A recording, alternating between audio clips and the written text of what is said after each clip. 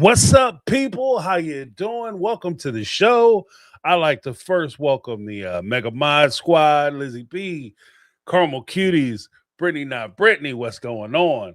The fan favorites, the folks who come in and support the channel. Thank you so much for being here. Give me a 1 in the chat if you can see me, you can hear me. Give me a 2 if we're having problems and things are struggling. All right, I see some ones. Thank you guys so much for dropping those ones in the chat. I appreciate it. I appreciate that. Yeah. I think Let Mom hit the nail on the head. This finale fell flat like a tire with a 2-inch nail in it.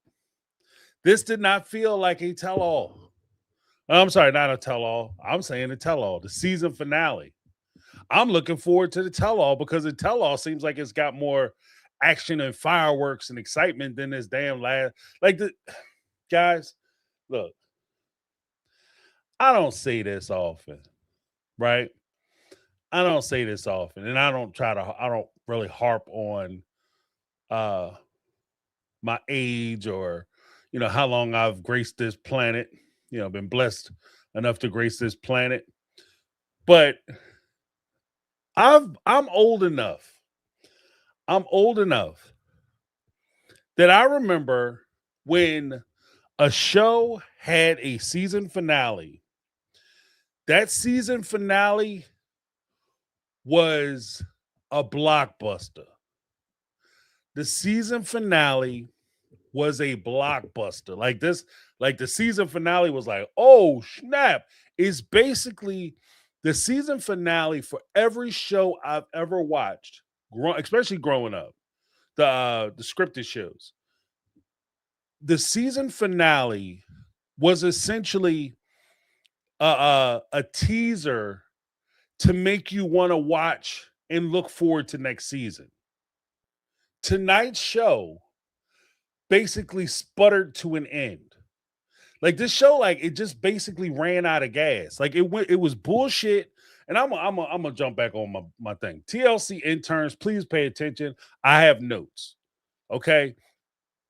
This season started out, and I questioned when it started. Actually, I've been questioning for a little bit, but when the season started, I questioned the viability of this show, of this series, because a lot of things don't make sense. The way you used to do shit in the past, you can't do that now.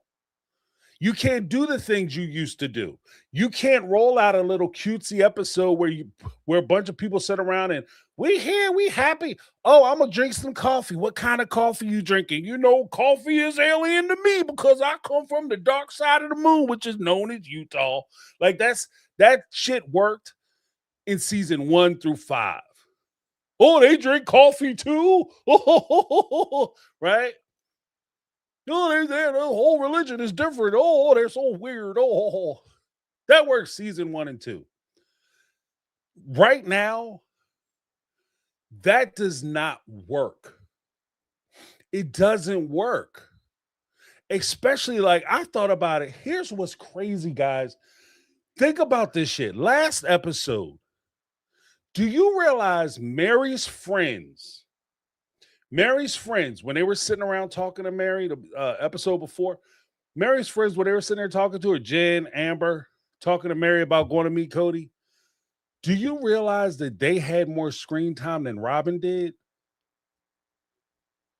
They talked on the show more than Robin did. And as I looked through it, remembering what was going on, basically everybody on the show who doesn't really have anything to do with the show, who's not a main character, had more screen time than one of the main staples of the show. And it begs the question, why is she there? What are we doing? And the crazy part is, I'm not just trying to be mean, why we got Robin on? She can't say nothing to me. Here's the thing. When you think about, and here's the jacked up part, I'm not even sure. Brianna, Robin's oldest child, when she showed up and she had Brody, her boyfriend, and they tried to present that. They did this before. Every time one of the, especially the young ladies, meet somebody, usually have it as a daughter. You notice we never really met any of the fellas, the young men's girlfriends, just as a side note. Right? We even met Gwen and Leon's paramours, but we've never really had a episode where it's like, this is my girlfriend, blah, blah, blah. Right? I think the closest we came to it was Garrison mentioning that he had a girlfriend during the time when he was asking Christine to teach him how to make some rolls. Right?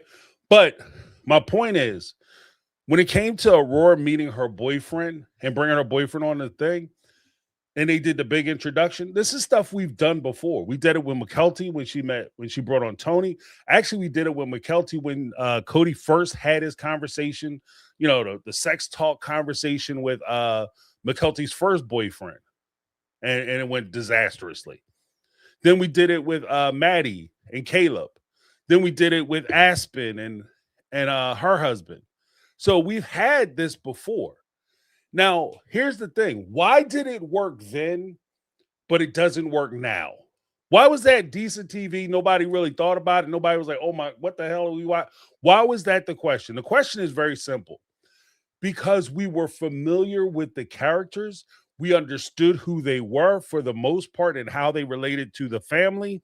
We understood what they were about. So when they came in with good news, we were excited to hear their good news. But because of the way, either production, because Robin's kids just aren't interesting, or Robin and Kody deciding to protect their kids by keeping them in the backfield and not really presenting them or putting them in the forefront or giving them any type of real storylines or opinions on the show, you don't give a shit. As an audience member, as a human being, I'm happy she found somebody who she could, she feels like she has a romantic connection with. That's awesome. As a human being, I'll give her that. But as a person who is watching the show for entertainment, I am not entertained. I have no idea. If watching Robin's kids show up with a boyfriend would be the equivalent, or even watching them looking forward down the line. We're going to have the wedding special with Brody. Brody and his late Robin's daughter going to have a wedding special. At this point, it would make more sense for me to watch a wedding special with Jen, best friend Jen, Mary's friend, than it would for me to watch one of Robin's kids. I know more. What best friend Jen has more screen time than any one of Robin's kids.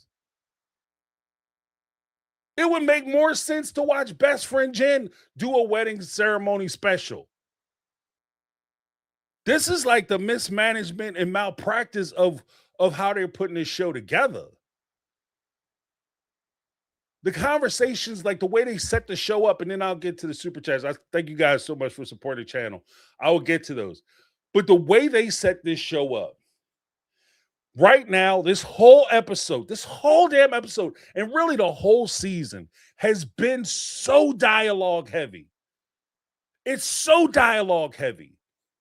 It's just them telling you what they want you to know, and how they're basically not even telling you what they want you to know, or revealing or imparting facts or situations, or telling stories about this is what happened, this is my side, blah, blah, blah, blah, blah. It's not even that.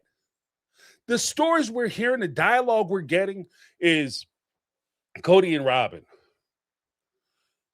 Kody, you're a good man. You're the greatest man who ever manned in the world, who was of ever all men who've ever existed. You're the man, Kody. Robin, you're the most beautifulest, understandingest, quietest, wonderfulest woman who supported me and been loyal this whole time, Robin. That's basically what we're watching. Them kind of filleting each other to make us feel like this is actually what's going on. Look, this is a visual medium. I said this before. Television and movies are visual mediums. You can't talk me into believing what you say. I'm about to cuss. You can't talk me into believing a storyline. If you want me to see a storyline, you have to give me examples of that storyline. It's not enough for you to come in. If this is a TV show, it's not enough for you to come in and tell me how strong you are. You actually have to get under some weight and pick some shit up in order for me to believe that you're strong and powerful. Think about it. In basic, like superhero cape movies, if you want to show how powerful a person is or what their superpower is, you don't sit there and talk about it. There's a teenager in Brooklyn or Manhattan, whatever, and New York, he can climb up walls and he has the superpowers of a spider and he can swing on a web and he can backflip and jump all over the place. It's incredible. No, you have Spider-Man do some shit. You have him do Spider-Man stuff. Then everybody in the audience go, that's Spider-Man. Oh, Superman is a guy who can, from Metropolis, he can fly around and he wears tight-ass clothes and he wears drawers on the outside, but he can fly and he got laser beams shooting out his face. You don't talk about it. And you damn sure don't talk about it for an hour and a half. Let me tell you about the time Superman defeated Thor. You show us, the audience, because it's a visual medium. It's a visual medium. I don't believe you if you tell me that Robin and Kody sitting on the back of a power sport vehicle telling me how great they are and talking about how wonderful their relationship is. I don't believe you. I don't believe you. You're wasting our time. You're wasting your time saying it, and you're wasting my time putting it on TV because I don't believe you. I need to see it. You're talking about how your relationship is good for you, good for them, and good for everybody.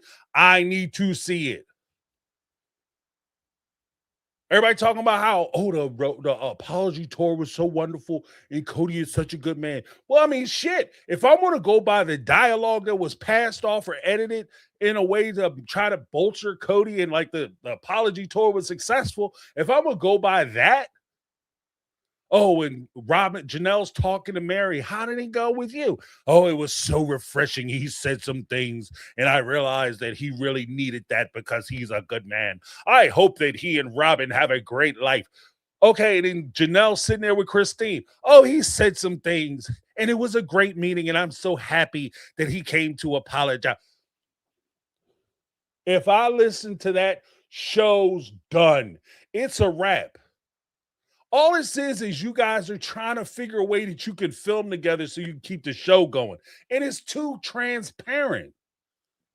It's too transparent at this point. You gotta put it into a position where if you want everybody to come back together, you have to first and foremost, TLC has to get everybody to check their egos at the door. This is now a job. This isn't about relationships. You check your ego at the door. Everybody gonna have to actually get along and like each other. So all the shit that Kody and Robin did to you, all the money they took from you, y'all just gonna have to like suck it up and pretend like it's not a big deal in order to keep the show going. Are you willing to pay that price? Kody and Robin, as much as y'all annoyed and mad that you've been looking like shit on the show for the last 20 seasons, you got to suck it up and you can't take it. You can't sit here and try to rehabilitate your image. You just got to suck it up so that you guys can all be in the same room together and continue the show. Are you willing to do that for the check? And that's just the starting point. Then you have to create an environment or exploit. And here's the part that pisses me off. I'm going to be honest with you. You're going to have to exploit a possible tragedy in order for you guys to come back together. There has to be a reason or some kind of clarion call which causes you guys to all reunite and move past whatever it is. And you know what that would have been? Big G's passing. And that's disgusting. If that's what you guys are going to use that to try to step over him so that you guys can keep making money on the show, then that would be disgusting. But it would have to be something to that effect. It's just not enough for you guys all of a sudden to sit there. And I'm tired of this bullshit where everybody sits there and tries to pretend like somehow you letting somebody kick your teeth out is you being mature. Oh, yeah, that's the sign of maturity. If you can sit there and let this guy rip you off, steal all your money, send you down to North Carolina. Yeah, it's a great thing that you could move in with Maddie and help her out and all that. But let's be honest. You wasn't talking about that before Kody emptied out your bank account and left you destitute. That wasn't the plan 4 years ago. But the mature thing is for you to pretend like that's okay. It's not okay. And I don't like the messaging. I'm going to come right out and say it. I don't give a shit what anybody says. I don't care what anybody's position is. I don't like the messaging. I don't think that you as a person should let somebody mistreat you, treat you like shit, and then you have to bend, jump through hoops, skip, holler, get down on your knees, do whatever you got to do, spread your cheeks so that you can make them feel better, so that you can have the awesomeness of being considered mature because you're letting this person take advantage of you because you have to have this relationship in your life. Here's my thing. There isn't anybody on this planet who is important enough to me to make me not want to be me. Let me say that one more again. There's not anybody on this planet who is important enough to me to make me stop being me. Because if I stop being me, I don't have value to anybody on this planet. I don't have value if I can't be myself. When I bring value to a relationship, the value I bring to the relationship is me. And if I can't do what I do, I can't shine as bright as I need to shine, I can't say what I need to say, I can't feel comfortable, I can't feel love, I can't feel satisfied, I can't walk through this world with confidence and courage, and because I'm too busy trying to be nice to somebody else because I want to be their friend or I want to keep that relationship going, then I am no value to that person. And when you do all that shit, you give up everything and you make those sacrifices, you destroy who you are so that you can bend, mold, and shape yourself into being a person they want you to be. Guess what happens? Not only are you no value to them, they recognize you're no value to them. That's why half the time after you do all that shit, it's so easy for them to walk away from you. It's so easy for them to cast you aside and get rid of you. Because you're valueless. And the ironic part about it is after you do all that shit, you too lippy. You talk back too much. You have too much of an opinion. So you shut up. You stop voicing your opinion. You start being submissive. Then you spend 5-10 years making all kinds of sacrifices, giving up all kinds of shit, turning your back on relationships of people who are trying to tell you that you shouldn't be acting like that. You're sitting there desolate and alone. And then you know what that person does? They leave you for somebody who does talk back, who gives their opinion. And then when you ask them, why would you do that?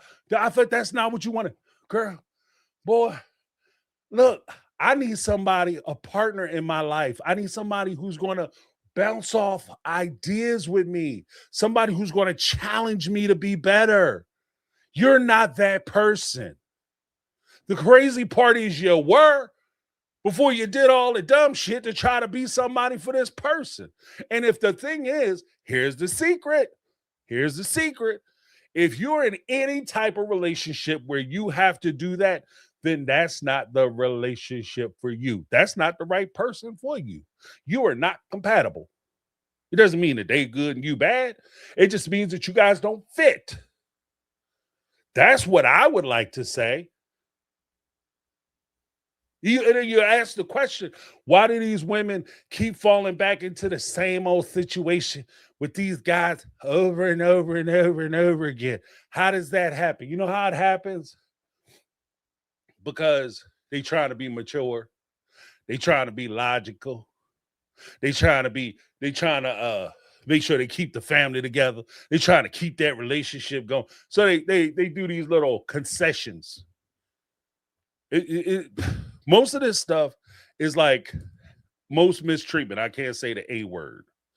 Rhymes with abuse. Can't say the A word. Most of those situations on any level, they never start out, whatever variety you talking about, they never start out with the most extreme case. If a man took you out on a date and he shoved you down on the first date, there would be no second date. There's a systematic, consistent wearing down that occurs. There's a systematic, you have, in order for this relationship to work out, you got to give this much. You don't give up the whole thing. You don't give up everything. You don't give away your whole dignity. You don't give all your dignity away on the first time. Just give it away a little bit at a time. Those little indignities, you know. Say some wow, oh, you look fat in that dress. Oh, you're broke. Don't worry about him. He broke. We can't afford nothing because he's broke. Just the little indignities. Oh, I want to be mature. I don't want to be just flipping out and stuff. And it's not just about, like, I know I'll be coming off crazy. I know I come off crazy. Like, oh, I'll do this, that, and the other. You know, I talk wild sometimes. But, you know, it's not a matter of you removing yourself from a shit situation does not require you to be crazy and flip out and flip over tables and cuss everybody out and lay hands on people. It's just merely you removing yourself from a shit situation. And what this show is pushing by doing a half-ass apology, and I have a video coming out tomorrow. Well, I came out today talking about the difference between an apology and giving amends. What Kody did was he came out and said he was sorry. He gave an apology. But if he really wanted to move the needle, if they really wanted to continue having relationships, if they really wanted to try to build on this apology tour to try to put the family and the cast members back together, Kody would have to show amends. Him talking about how he's sorry, he never said he loved you when he said he mean things. That shit is not enough. It's actions. Is what are you doing to be different? What are you doing to improve? What are you doing to make sure you don't do the same thing you did to me before? I'm doing a video talking about specifically the Meri apology tour. That's going to be out this week. And one of the craziest things in the Meri apology tour that I noticed was straight out, Meri had said, "These are my boundaries." And Kody said, matter of fact, I said it, I started part of it in the video I released today. Meri said, I have 3 boundaries. Don't try to shut me down. Don't overtalk me. And after a time, she said, stop saying, I apologize, I'm sorry, because it's starting to come off fake. Kody basically said, F your boundaries. Shot right past them. Just kept doing the shit that she said don't do. While he's apologizing, the things that he should have been apologizing for, he was actively doing.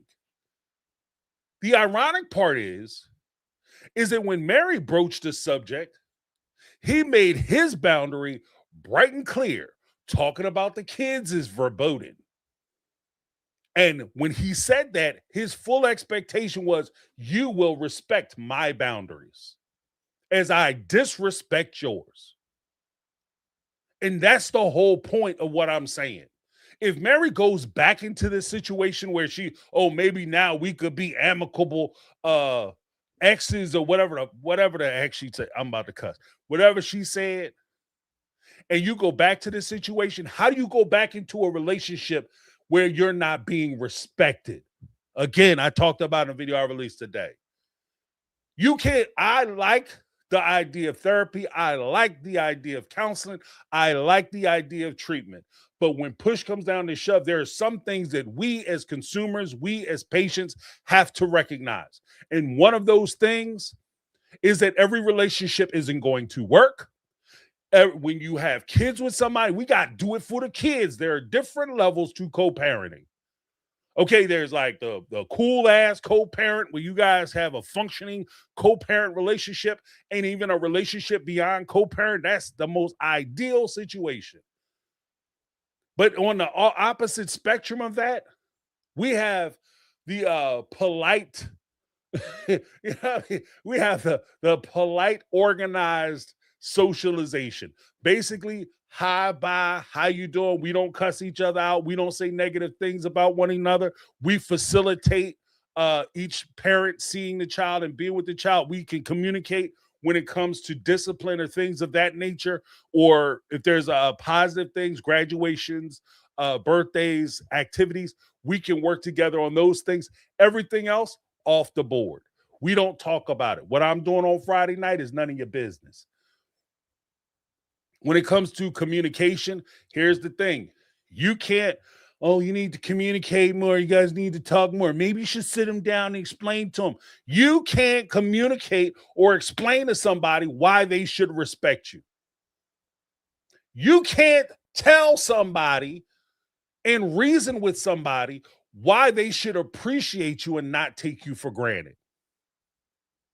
The example I used, if you have a couple get married when they're very young, he's in college, she's working 2-3 jobs, help get him through college, that he graduates college, he builds a business working with her, bouncing ideas off of her, he builds himself up, she gives him excellent style, gives him ideas on how to cut his hair, how to wear his clothes, this, that, and other. She talks to him through a lot of this stuff. They struggled together, they built together, they're successful together. Then all of a sudden he sees his 20-year-old intern and he decides that he's tired of dealing with that old lady at the house.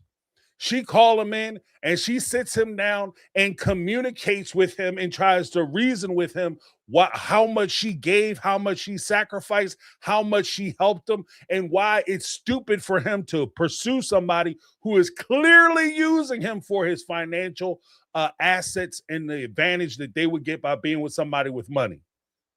And if that person doesn't care for him at all, and she could look him in the face and say, I was still screwing you when you were broke. Right? I was paying for the hotel, right? She could look him in the face and say that.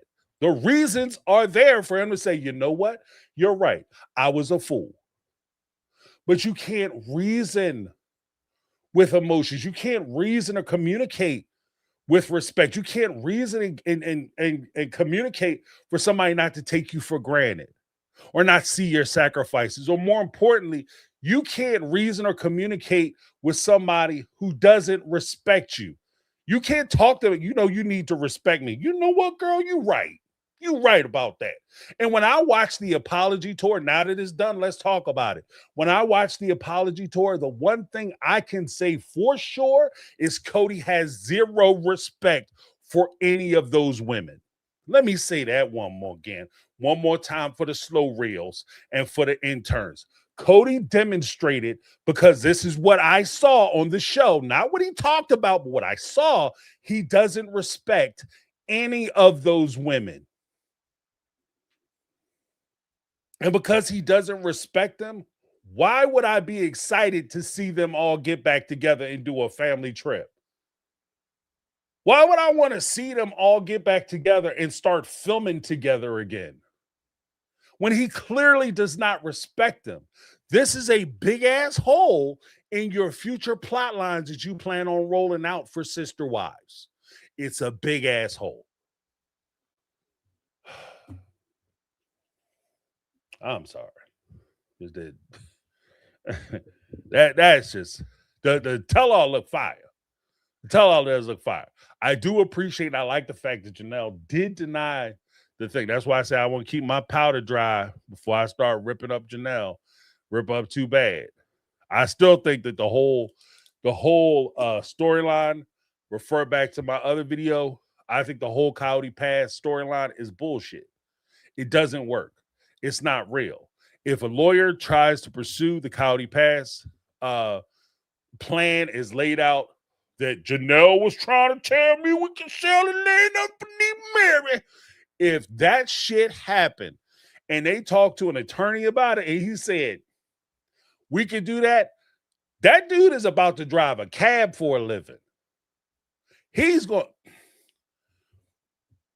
I wouldn't even answer him back. I would call the bar. I would take the complaint. I would take the thing where they say they sold the property. I would take that shit straight to the state bar, the straight bar. This guy doesn't need to be an attorney anymore because he must be even tired of practicing law. You know what I mean? Because you can't, there's no way you can do that shit.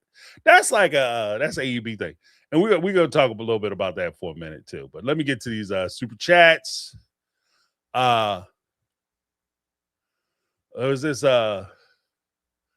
Kimber said, after the last episode, this one was so frustrating. I'm sick and tired of Robin being portrayed as the victim. She is the furthest thing from it.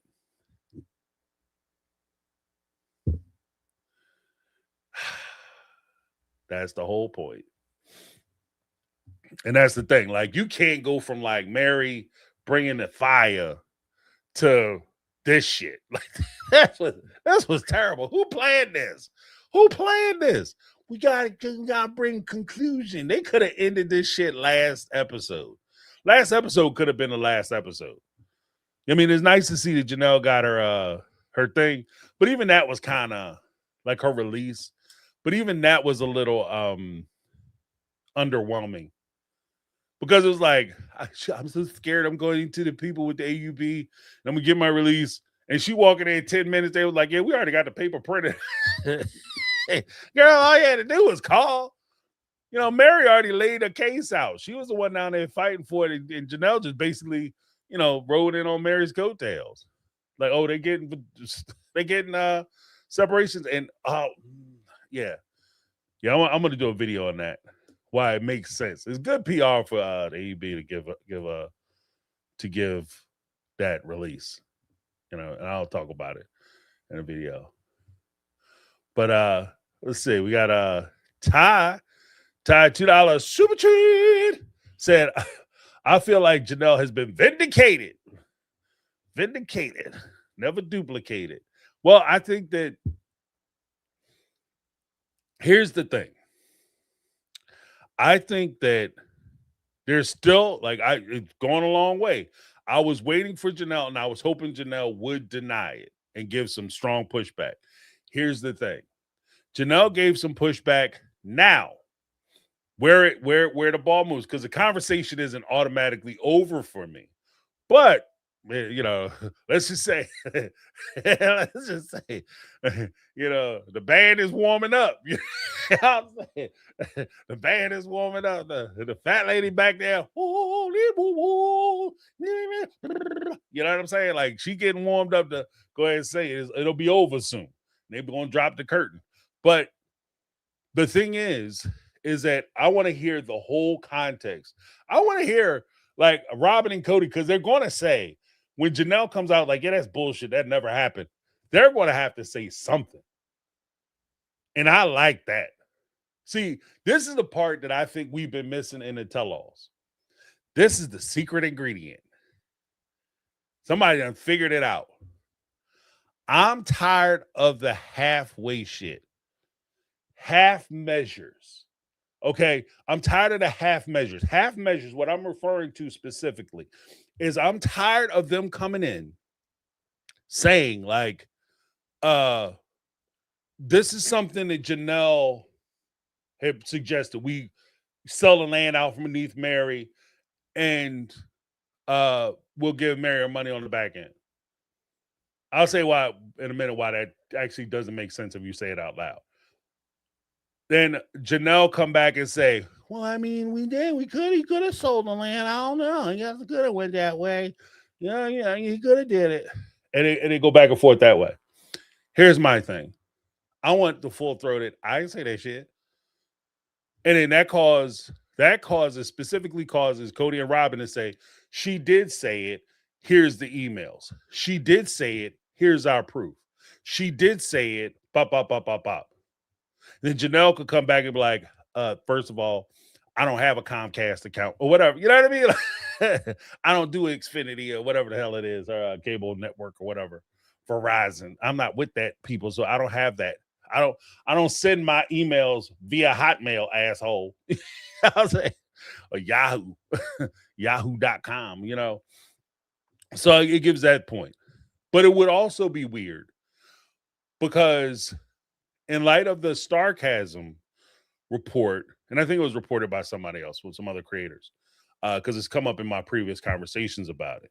So I went in and I did a video that will be coming out tomorrow. A video will be coming out tomorrow talking about why Robin has a vested interest in using the deeds, because the way it worked out, Janelle, Meri, and Kody all signed a transfer of deed paperwork in January. Robin didn't sign that paperwork until March.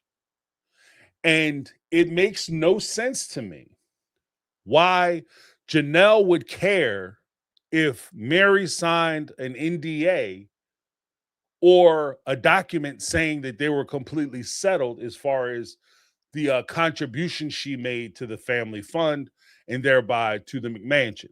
It makes no sense that Janelle would be, Meri's got to sign that so we can get this deal done. It makes no sense. It makes sense that she might say she needs to sign it to get the deal done if she's trying to appeal to Kody. But Kody already signed the document. So the person would be Robin, as I detail in my video tomorrow. Check it out. When it comes out, it'll come out tomorrow morning. As it comes out, like, the only person who could push it is Robin. But then if they're saying that this is what Janelle was trying to do, what benefit does Janelle get other than selling the land? If Meri signed the transfer of title, why does Janelle care if she signs an NDA? And Janelle certainly wouldn't care. This is my speculation. This is my theory. Janelle certainly wouldn't care if Meri forgave Kody for the loan to buy his house. Janelle wouldn't give a shit. If anything, Janelle might sit there quiet. If Meri's able to get some money off Kody for the purchase of the McMansion, Janelle might go, I put some in too. Can I get a little break off? You understand what I mean? So that doesn't make any sense. So I think that, like I said, this is why I don't like to jump too hard on a bandwagon. I have concerns. I voice my concerns and options, but this is why I don't just, both barrel stuff. But Ty called it. She said that she didn't think that she was Team Janelle. She rode with a girl the whole time. So got to give her credit. Give credit what credit is due. Then we had Ty once again with the $5 super chat.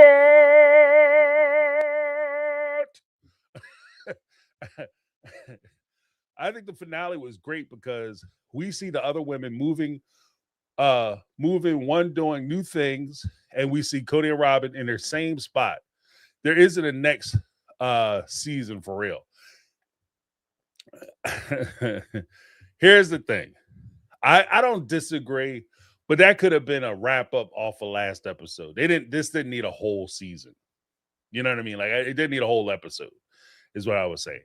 Like, it would have been fine as, like, you all of a sudden you see Janelle out with Maddie, digging ditches or whatever, and they like, yeah, and they roll like the little caption, Janelle finally got her release from Kody, and she's living her life, And another thing that I didn't like specifically, and I don't like the idea of this thing, when people get out of relationships, and especially when they're surrounded by people who are happy with their relationships, they're always trying to push them into having a relationship. Janelle isn't ready yet. And she's basically saying, I'm not ready to get into another relationship. She's like she said, I've been married for 30 years. I've been married longer than I've been single. And I want to try to be single for a little bit. I want to get to know me. I want to fall in love with me. That's the love story I want to tell. The love story where I see a strange person in a frame across the room. We lock eyes and I feel this kismet energy coming from that person. I walk over and I realize it's me. And I'm the person I've always been looking for, right? And I fall in love with myself. That's the love story I want to see for Janelle before she tries to jump into another marriage. This will be Janelle. If Janelle gets married again, that's her third marriage, right? Because she's married to Mary's brother, then she's married to Kody, then she jumps into another marriage, and then all that demonstrates is you haven't learned shit. Like, you know what I mean? All this time you just been banging your head against the wall. You haven't learned anything, right? And I appreciate her perspective. If it happens, it happens, but I'm not really looking for nothing. That's how you actually find people. When you're not out there just looking and I gotta have something, because when you have that approach, I think you find yourself in a situation where you wind up settling for, because I've been looking through the best, and this is the best I've found so far. So you just wind up settling for. And this is actually something I've always told my kids, but I wound up saying it to my daughter just out of we were having a conversation, and it crossed my mind and I said it, and I'll say it here. When you settle for something or someone, you always get less than you settle for. When you settle for something or someone, you always get less than you settle for.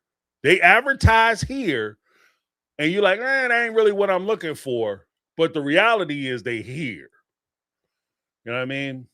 It's like a job interview. Everybody lie on a job application and job interview. I love coming into work. What's your fault? I work too much. I care too much. I just do overtime for no money. That guy is never showing up to work. He is calling out every day.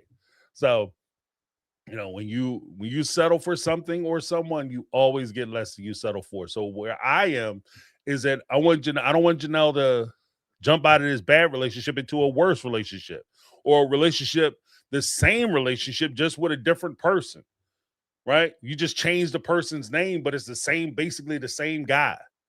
If you want different, you have to learn to look for different. You have to learn to be different so that you can get different. But if you keep doing the same shit, all you're going to do is just get the same thing you've been doing. You keep doing what you've been doing, you're going to keep getting what you've been getting. If you keep going back and doing the same dating practice or relationship practice, you're just going to wind up with the same person that you just left. The only difference is you don't have 6 kids with this person, and you're wind up giving him all your damn money too. So, like, I appreciate the fact that Janelle is standing strong and standing 10 toes down on the fact that she don't want to jump in another relationship. I think that's something that should be talked about, instead of just having a conversations about, like, do you like Kody? I don't like Kody. I think Cody's an asshole. Would you ever get back with Kody? No, I wouldn't get back with Kody. Like, talk about those type of things. That's what I'm interested in. Like, if you guys are going to actually try to speak to your point of, like, I don't know what they're going to talk about next season. I don't either. But if you're going to expand it, you got to expand it.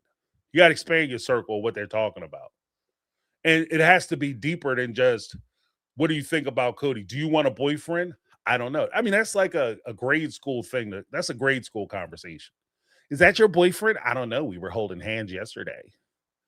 Well, now he's holding hands with Mary Jane Rottencrotch, so he must have left you. He's cheating on me. Like, that's, you know what I mean? Because I just think we gotta put it in let's expand the conversation. Let's expand the conversation. Why is it important that Janelle have a partner? Ask me, Christine, why is it so important to have a partner? Well, because I feel great with David. I mean, you feel great with David. David is answering a lot of your questions, but David isn't making you who you are, is he? Because if David, as wonderful as David may be, and as much as David may contribute to your life and lifestyle and enhances your life, if he makes your life because he is your life, then you're in the same situation. The only real difference is you just have a better version of a Kody at that point. But at any point, he could turn into a Kody. So where you kind of build yourself is you build yourself up. And then when you add people to your life, those people enhance your life, but they don't make your life. If something were to happen, or if they were to leave, or whatever the case may be, at the end of the day, you still have you. And you are important and you are valuable. And I think that that's one of the things that I would like to see them talk about, but we'll see.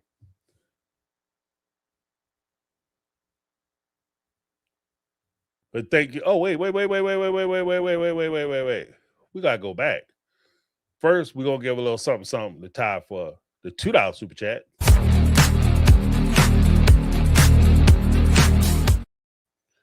I get so excited talking about Ty, and I done messed up. And we're gonna give a little something for Ty for the $5 super chat.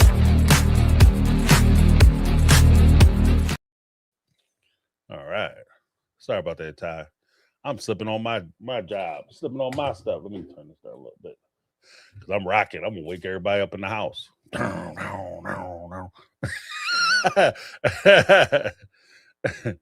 That's the stuff for nightmares. All of a sudden you walking down the street and you in the club, music playing, like I must be dreaming. As long as you ain't walking through no puddles, you good. SD Mac 1339, $10 super chat. This just proves that the show should have been over last season. The whole season has been boring. The recaps by bloggers are more interesting. I don't, you know what? TLC need to start cutting checks. TLC need to start cutting checks. 100%. 100% SD. Because when pushing them down the shove, like they're so reliant on the buzz of the show. And this is what, like, I feel like, and I don't want to be an asshole about it, but I feel like they've been around for so long, they think that they're inevitable. I feel like they've been doing the show for so long that they can't see a universe where Sister Wives or some iteration of Sister Wives won't be on television. And that's just not the case. Because the numbers are peeling. Like I see the numbers peeling. You know? Like people who are watching the show, and the biggest problem that I think Sister Wives has, and TLC, this is just my opinion, but please look into it. I see a lot of people, or at least the people that I talk to, are people who have been watching the show. Right? They've been following the show. They've been watching the show. They're longtime observers of the show. Even if they just started watching season 16, they've been watching it for at least 4 or 5 seasons now. Right? The problem you have is that I don't come across a whole lot of people who say, hey, James, I'm new to Sister Wives. This is my first season. It's so interesting. I like the way you cover stuff. I hate the way you cover stuff. You have no idea what you're talking about. Robin and Kody are awesome. I've never had any of those conversations, but I've certainly haven't had anybody say I just started watching Sister Wives. I've never had that. And that is a problem. If you want to have a TV show, you have to have new people each season. Hopefully your show is interesting enough where you have people who are tuning into your show for the first time because they want to see what the buzz is about. They want to see what's this Sister Wives thing about? What are they talking about? What are they doing over there? This show been on for 20 seasons. It must be baller. Let me check this show out. Let me see what this show's about. I haven't run into anybody who's doing that. And as you're going along and the show is starting to get boring, the show is starting to become tedious, the show is clearly becoming fabricated and faker, and the storylines are becoming stupider and stupider. It's not even so much the storylines are just fake or fictitious, but they're dumb. They're dumbass storylines. And you have an additional problem because we're not teenagers. Most of the people who watch this show aren't like fresh out of like a high school, no life experience. Most of the people who watch this show have life experience. And I'd say most of the people I'm talking about, a clear majority of people who watch this show have a form of life experience. And so it's very difficult for you to come to somebody who has life experience, especially people who have been in relationships or people who've been divorced or their friends have been divorced and they understand things. And then you come in and say, yeah, Robin and Kody had tried to talk to Janelle about selling the house, the property that they all own, and then forcing Meri to sign the documents. And if she signed the documents, they're going to give her money. Yeah, because that can happen. If people have ever been married, they understand, like, for instance, a marital home. A husband leaves his wife. Well, that guy I was talking about earlier. He leaves his wife for the 20-year-old intern. He can't sell the marital home out from underneath his wife. And then especially if you listen to what Kody said, when he was sitting there talking to Brian, I'm gonna play let me play the clip. When he's talking to Brian, what he said when he was talking to Brian. That we were just going to force the sell and then just pay her when she would agree to the other agreements. We're going to force the sale and we're going to pay her when she agreed to the other agreements. Could you imagine a husband leaving his wife, selling the home that she's living in, and it says, I'm going to give her share after she signs the documents that I want her to sign? Could you imagine? That don't even make no damn sense. Say it out loud one more time. I'm going to sell the house out from underneath my wife, and then I'm going to give her share once she signs the documents I want her to sign. Like, she signs a document saying I don't owe her alimony. She signs the document saying either I get the kids and she's going to give me child support, or I'll let her raise the kids and child support will either be minimal or non-existent. I'll give her share once she signs those documents. She executes those documents. People going to jail. That's what's gonna happen. You people going to jail, and you definitely gonna get ripped to pieces. With if a judge you sitting in court and a judge here that a husband sold a house out from underneath his wife and was not only sold it without her permission, but was holding the proceeds until she did what she wanted him to do, he would lose everything.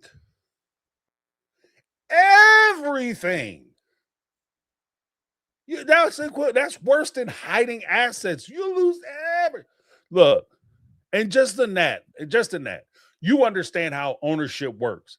You can't just sell somebody's property because you think you own most of it. And because of that, this whole storyline, like I said, the storyline is bullshit. It doesn't make sense. Now, I'm not saying that you can't force somebody to sell. If you're going to force somebody to sell, as I talked about in my other video, you're going to force somebody to sell. What you have to do is you have to sue the other parties for what's called a partition order.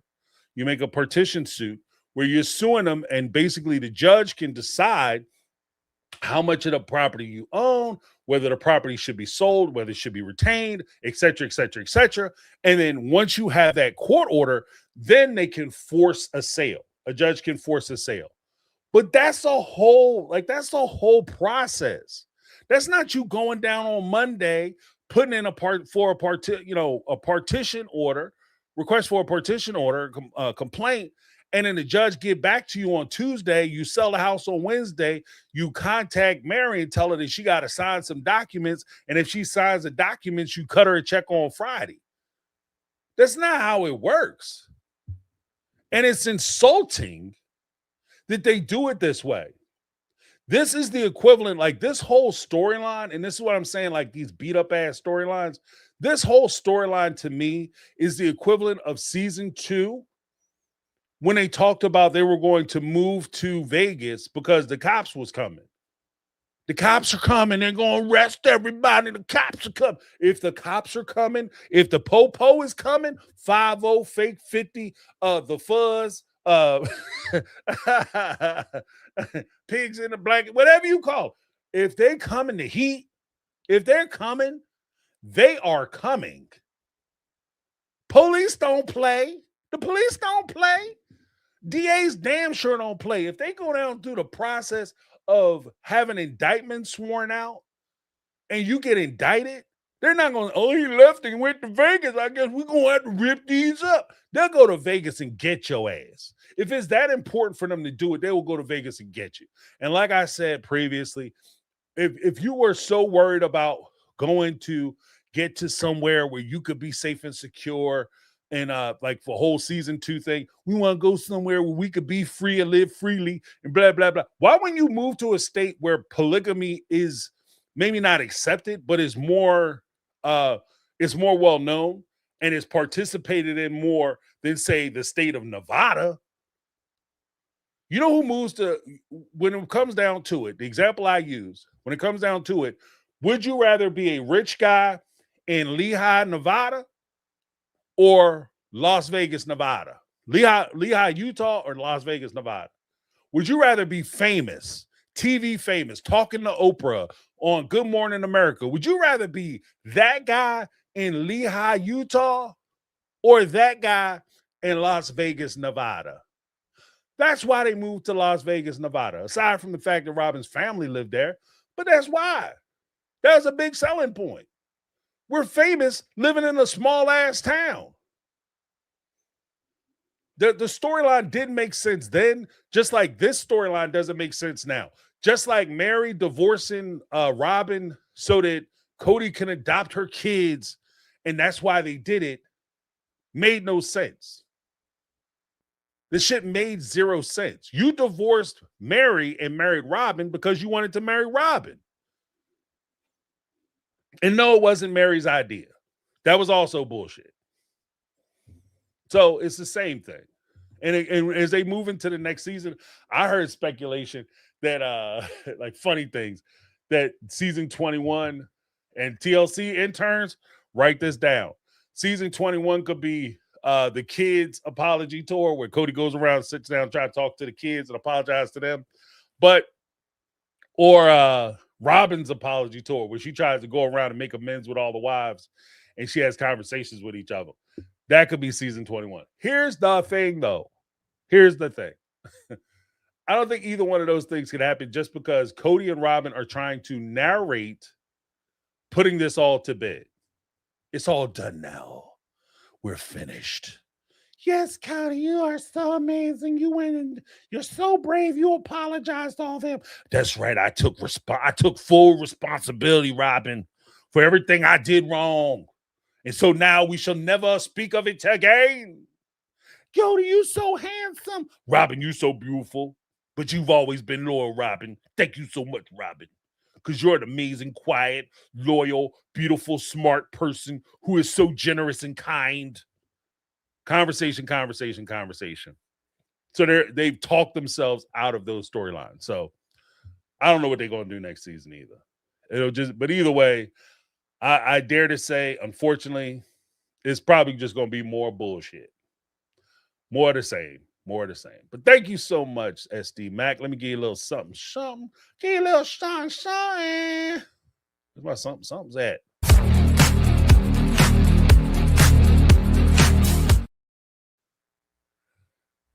We had SD Mac once again with the $5 super chat. Said the cast will not go deep. The exes won't go deep with each other. Kody and Robin's scenes are so shallow and obnoxious. Like I said, they go about as deep as a puddle of spit. The craziest part about it, because I'll expand upon that whole thought.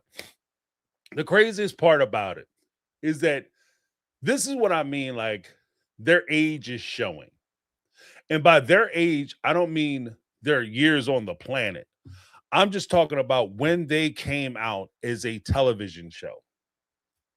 When they came out as a television show, we allowed, because reality TV was still fairly new, and especially with their background as far as their religion, there was a niche that was carved out for them where they really didn't have to go in depth. Because if you think about it, like they've never really got into the shit.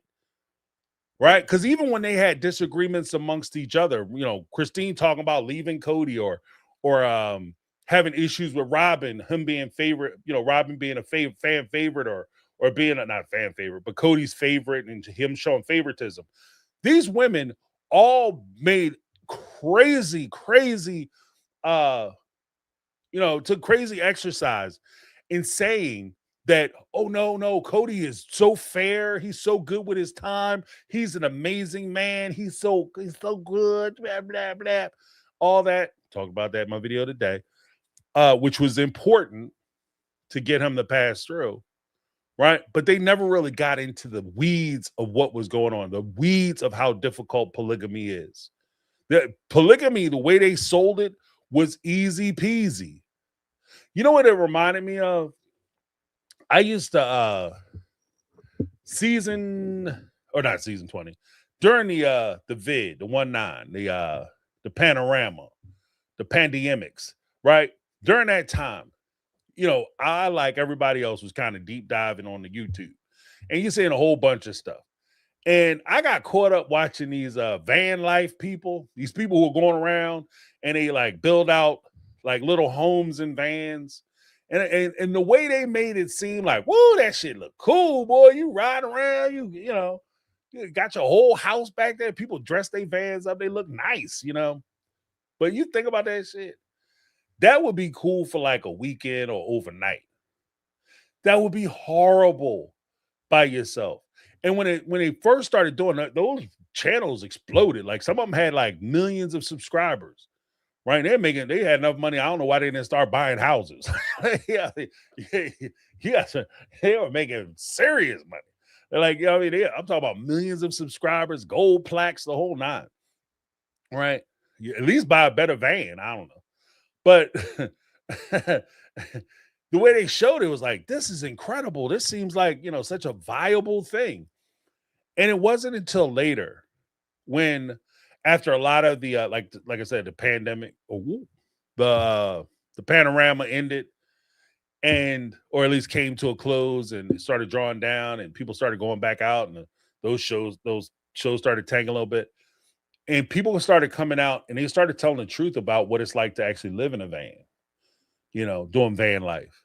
And most of them were sitting there saying, like, you know, it's cool because you get to wake up in different places, but it's horrible in other ways because there's always bathroom problems, technical issues. If your van break down, your home is broke down. The insane loneliness, you know, but that's not what they portray in these van life videos. And it's a lot of what we see with Sister Wives, you know, especially early on. It's so great because we never have to pay for babysitters. One of the biggest causes of, like, especially young couples, is daycare, you know, childcare. We don't have to pay childcare, so we saving all kinds of money. We have adults, every adult is working, so we have a huge pool of income coming in. Yeah, but you guys also have like 18 kids. So a lot of that is getting offset.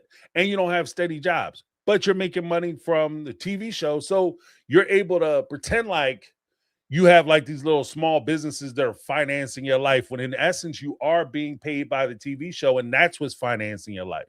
So it's just a big ass shell game. And I think that that's kind of where it is. They never had to get deep, so they don't know how to get deep. And they try to keep secrets and try to hold things back because that's what they're used to. And they want to have their privacy, but at the same time, they want to be reality show famous. But in order for you to be reality show famous, you have to be willing to show stuff. And when push comes down to shove, like I said, it's a calendar issue, because when the show first came out, people were okay with watching the minimal stuff. But now you have people who are basically shooting smokers, you know, almost adult content. They show so much, especially on TLC.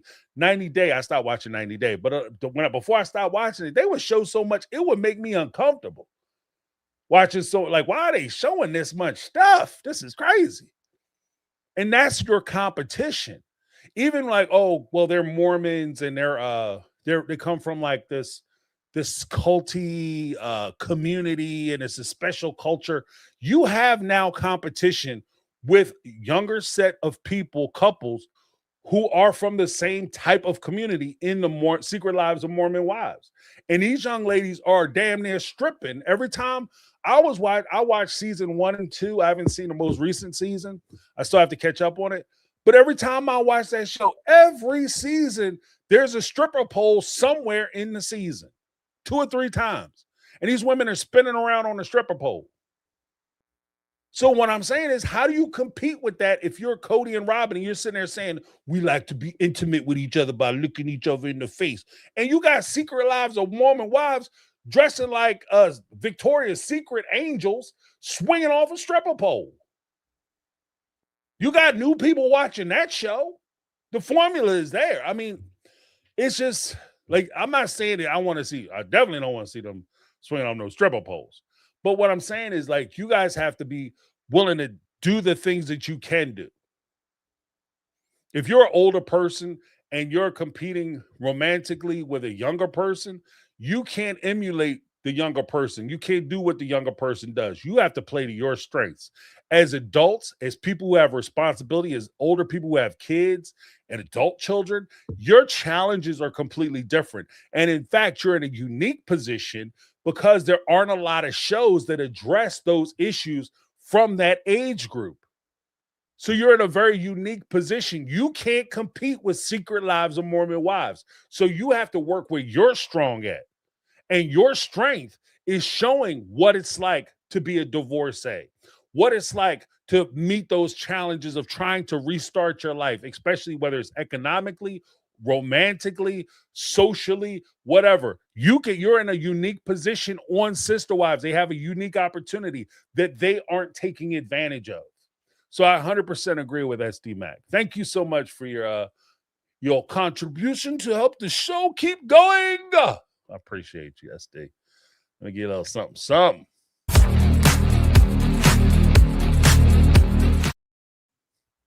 But we had Negla 3. She be coming through on Saturdays for the members. If you guys ever want to talk to Negla and get a rundown on Negla, what she got going on, she be in the house during the members roundtables on Saturdays. She gifted One My Take on Reality membership. Thank you, Negla, because Negla like to keep the party going. Not only do she like to keep the party going, but she like to send invites. So between her and Lizzie B, thank you so much, Negla. I appreciate you. Let me give you a little something. Thank you so much. Applaud. Then we had a Megatron in the house, also frequents the Saturday roundtables with the $2 super chat. Damn it, Ravens. Oh, and Jay planted the seed. Yeah. Janelle planted that seed. So Megatron is not willing to let it go. She is not letting it go. She said Janelle planted the seed that Kody could sell that property. So she's Megatron is not letting up off that ass. She on top of Megatron. Megatron's on top of Janelle. This is it feels like one of them WWE fights, not WWE, UFC fights. Get him off of him, somewhere to ref at. All right, Megatron. She's like, I am not letting this go. Ty with the $5 super chat says that Kody Pass storyline. This was a scheme that Todd set up to come to us with the bullshit. We finally found the scheme, y'all. Take Kody, produce a hat. Yeah. I think that whoever came up with that whole storyline, they need to get axed. I think this might be a time to put somebody on the that line. They might have to be on that line because that was bad. Like that storyline, it just doesn't to me, it just doesn't make sense.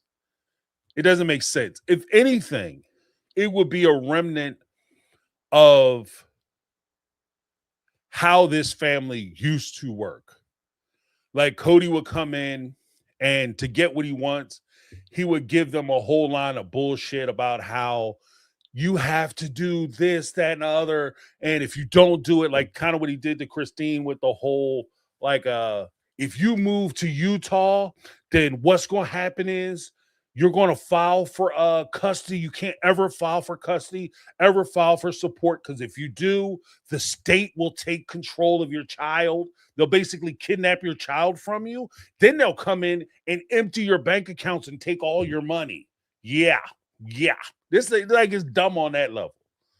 You understand what I mean? Like that shit was so dumb. I was like, Kody, you need to get tripped. Like that, you need to get tripped. Tell that story. That's ridiculous. That story was so dumb. That was so dumb. That was dumb. That was dumb. But it's on that. To me, this storyline is on that same level. Because the same way that would never happen, because you go to court and file for child custody because you want to enroll your child into school. If your child fall down some steps, you want to be able to say that your child can get medical attention because of those simple things, which child custody will do. You know, your ability to be able to determine, so you don't drop your kid off at school at 8 o'clock and you go back to pick them up at 3, and then all of a sudden, what do you mean they're not here? Oh, the dad came and got them. What? He ain't been around for months. What are you talking about? You know, that kind of thing. To avoid that, you have child agreements. You have custody agreements so that things are clear. So, I mean, it's not even just for the mom's sake, but for the pop's sake, for the non-custodial parents' sake. I don't have to put up with a whole bunch of who shot John. I got to kiss your ass to see my child on this day or that day or this time or that time, because depending on how your day went and how you feel about life in general determines whether I get to see my child. No, I want a court order that establishes from a third party when I can do what, at what time, when, how long, and this, that, and other. It makes sense, right? It's more than just you trying to be nasty. There's more reasons why you would do that. But for you to sit there and try to say that because you go back and file for custody, that all of a sudden the child becomes a ward of the state, like, it's just dumb.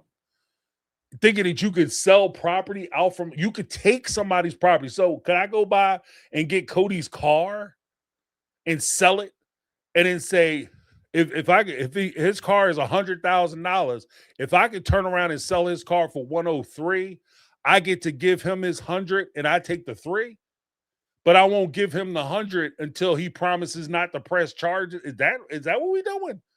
Like, what kind of libertarian nightmare is that? Yeah, you don't live here no more until you sign paperwork saying that I can have the house because I sold it already. Like, that's where we are. So thank you so much, Ty. Once again, I appreciate you. Ty be coming through. See, she don't always jump up on a panel, but she be in chat, be firing that shit up. She be firing it up from a distance. She be sniper. She's a sniper.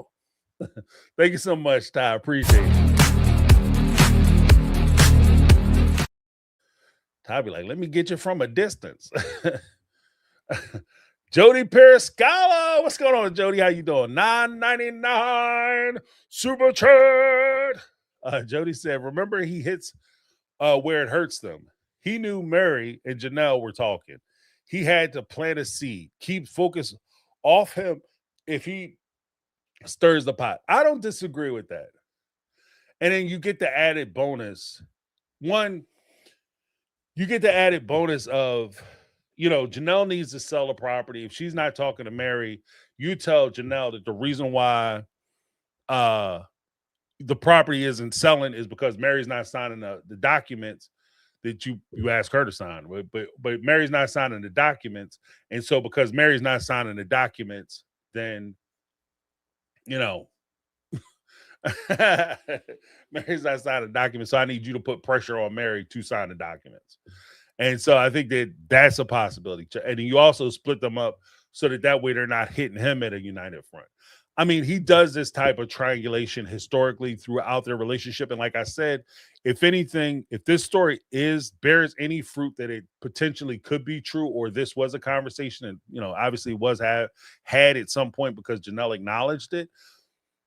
If that were the case, I think this would fall closer to what I was talking about before, with this is just how they used to do the family.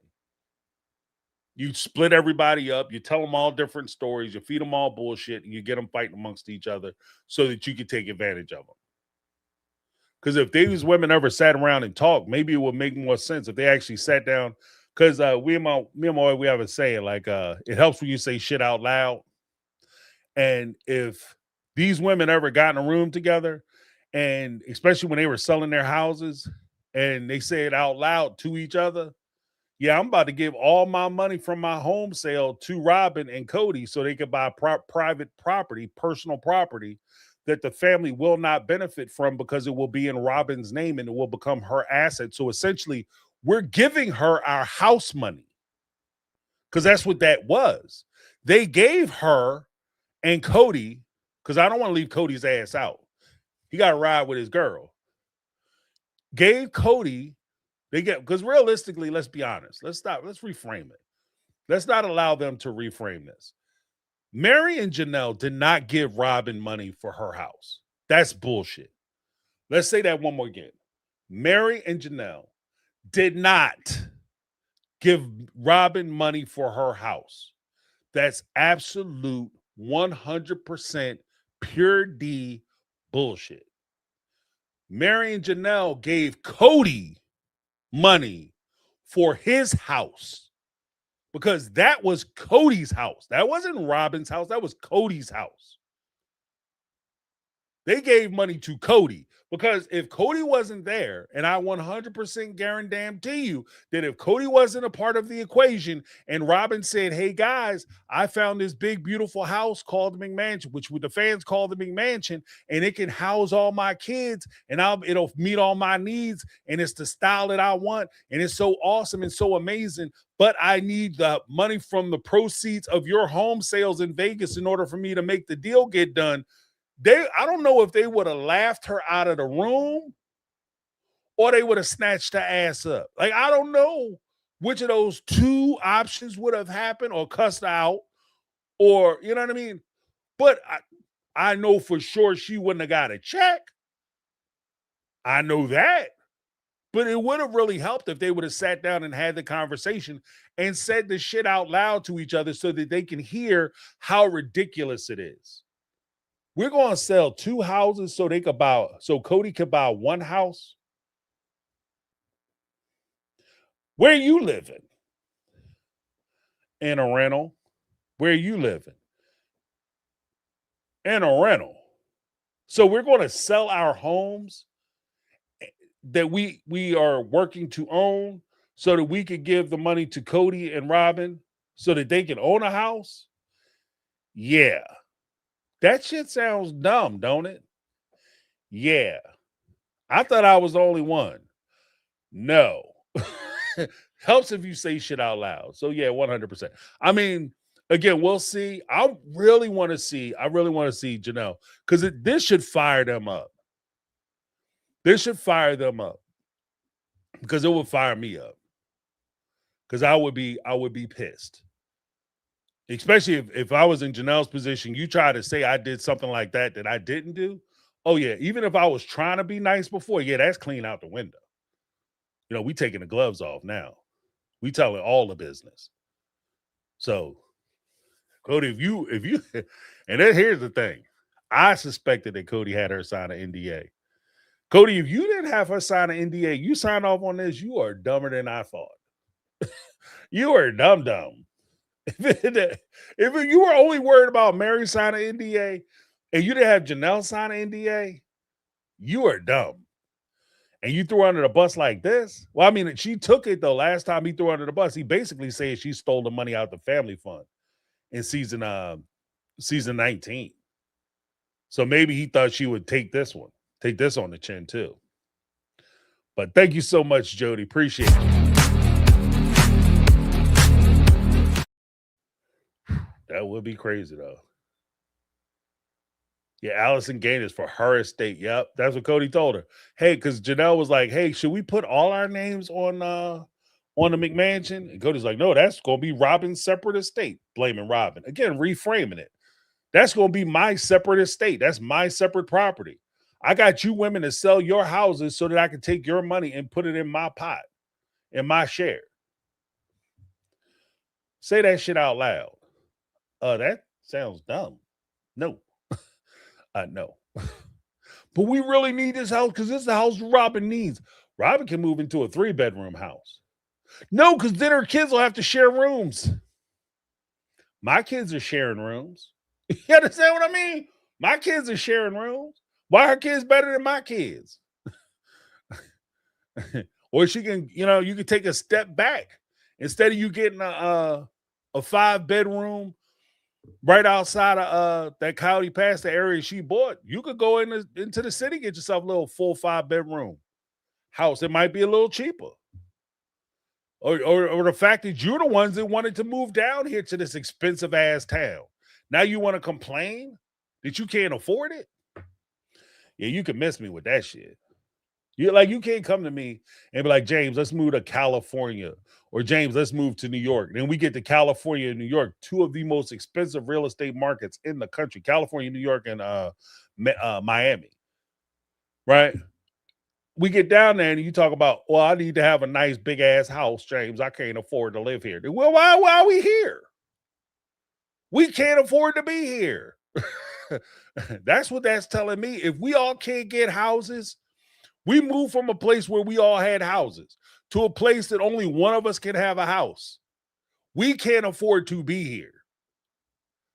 Isn't it nice though? Yeah. You know what else is nice? Bermuda is nice. Bahamas is nice. But I can't afford to build a beach house. So I can't afford to be there. Puerto Rico's awesome. Puerto Rico is awesome. Well, yeah, let's put it together. We had a Brittany, not Brittany. What's going on? Mega Mod Squad in the house. What's happening? $4.99 super chat. Brittany be in the house too. Jody Periscolic sometimes come through. Every episode, I look at Robin and go, Trick, you trying again? You crying again? She tried it. She tried it. The F you cry for, like, girl, please tighten it up. Yeah, she need to tighten it up because she is leaking. She's straight leaking. But again, I think that between Kody and Robin, I think that the tears are merely an expression of them trying to become more sympathetic and them trying to make a connection to the audience. And matter of fact, I think I'm gonna do a video on that, on why they cry, why it's so bad, and how you know it's coming. Because they both have tells. Robin, she looks off when she's about to start crying. Kody, he does a thing where he starts blinking and he starts messing with his face and his eyes, especially. That's when you can tell he's about to start crying. And he does a thing where he does this. And he tries to open his stuff up. But in both cases, not only is it overused so it doesn't mean anything, but it's poorly executed because that's not how people cry. People don't cry that way, especially macho men, manly men. They don't cry that with the way Kody cries. They just don't. I don't buy it. I think it's bullshit. You know what I mean? Because when men cry, we typically don't we don't cry on display. And I think that that's fair to say about anybody. If I'm talking to somebody, like if I'm having a conversation, even with my wife, like as long as we've been together, and if she starts crying, she doesn't just in front of me. Like even in front of me, she try to tighten it up, and she doesn't want to cry, and then you cry, and that's part of the struggle. And the more you don't want to cry, the more you cry. You know what I mean? That's just the way it goes. You cried harder, then you start, you know what I mean? That's when the ugly cry come in. But it's just, they cry for display. They cry on display because they want everybody to see them crying and see how upset they are so that they feel closer to them, like you can believe what they're saying. They cry like children. That's who cries like that. Kids cry like that. That's why it really doesn't work too. Is because the way that they show emotion is the way that children show emotion. When a kid gets in trouble, Damn, what the hell? When a kid gets in trouble and they don't want to be in trouble, so they try to get sympathy. You know, because they want to get themselves. That's how they cry. It's like that. And Robin's been doing it the whole time because she thinks that people give a shit enough about you to where your tears will melt them just because you're crying. People aren't moved by your tears. They're moved by the person whom they have some attachment to experiencing pain. So it's not the crying. Nobody wants to see people sad. But at the same time, if you really want to, like, if you watch a movie and you're watching a film and a character goes through a hard experience or whatever in that film and they break down crying, right? You're looking at it, and because you have an attachment to that person, you like that character. When they start crying, you feel sad. When you feel connected to the problem that they have and how it's impacting them, that's where your sadness comes in. And you feel that sympathy for them and empathy for their situation. But if it's just like though, they roll credits and all of a sudden you just see somebody crying, who gives a shit? You don't care, right? Okay, well, okay, it's gonna be one of them kind of movies, I guess. It doesn't mean anything, and that's where Robin is. You're like, she cries, doesn't mean anything. Kody cries, it doesn't mean anything. And the more they do it, the less it means. So they're actually starting less than zero. But thank you so much, Brittany. Appreciate you. Brittany from the Mega Mod Squad holding it down.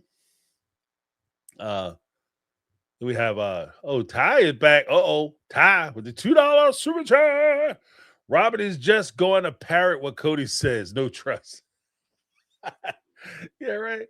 Yeah, like they worked it out. Whatever Kody said. Kody said that you was an asshole. That's what I want to see. I want to see what's her name? Suki. I want to see Suki trip him up. You know, instead of saying something that, you know, like make it trip him up by saying, yeah, Kody said, like he'll say something, you know, A, B, C. And then you come out and say, yeah, Kody said 1, 2, 3. And yeah, he said that. Yeah, that's exactly what happened. Kody said that you guys were thinking about giving money to well, if it's too much, like you guys are gonna reach into your pockets and give Meri and Janelle their money back for their house sale. Oh, I don't know about that shit. This she'll break off with Kody. You might get a divorce. Yeah, but I think that's what I think the tell-all is pretty much gonna be that, because that's what she's been doing. Like anytime Kody says something or he comes up with a line, she always backs it up. Oh yeah, Kody he's very understanding and he's a great man. He did everything he could. He tried the best he could. When the women were having problems with those women, they need to do better. You need to kiss and hug your man. I've seen these women reject Kody physically. It's so disgusting. Season 20, I don't feel comfortable kissing Kody on camera. No, I don't want to do it. So you're rejecting him? You're rejecting him? Interesting. That's why nobody cares what Robin, and that's why I don't care what they say. Because they'll contradict themselves all the time. You know what I mean? So it doesn't matter what they say. It matters what, you know, that's why the whole dialogue episode is bullshit. Because you talk a whole bunch of shit. Kody also said, if I have a wife who doesn't want to be around, I let her go. I'll buy her a house. I'll pay her child support. I'll let her go. As soon as Christine was like, you know what? I don't want to be here no more. You ain't going nowhere. And I'm going to take your house. And I'm going to take custody of your daughter. And you're going to pay me child support. And you're going to raise her. How about that? So, yeah. I don't want to listen to the dialogue. Proof's in the pudding. But thank you so much, Ty. I appreciate you.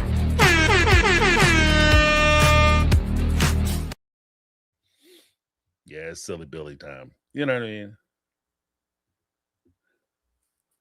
Okay. Yeah. Blue Bunny said, when I came into the family, I saw weight gain, stretch marks. Yeah, but Kody never talks about his relationship.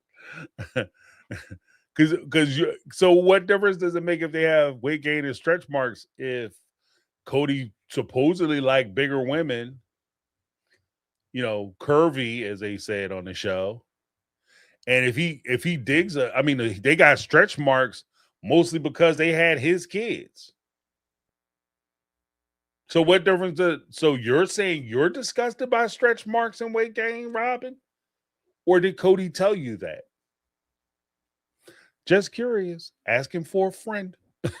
Megatron with the $5 super chat. Megatron.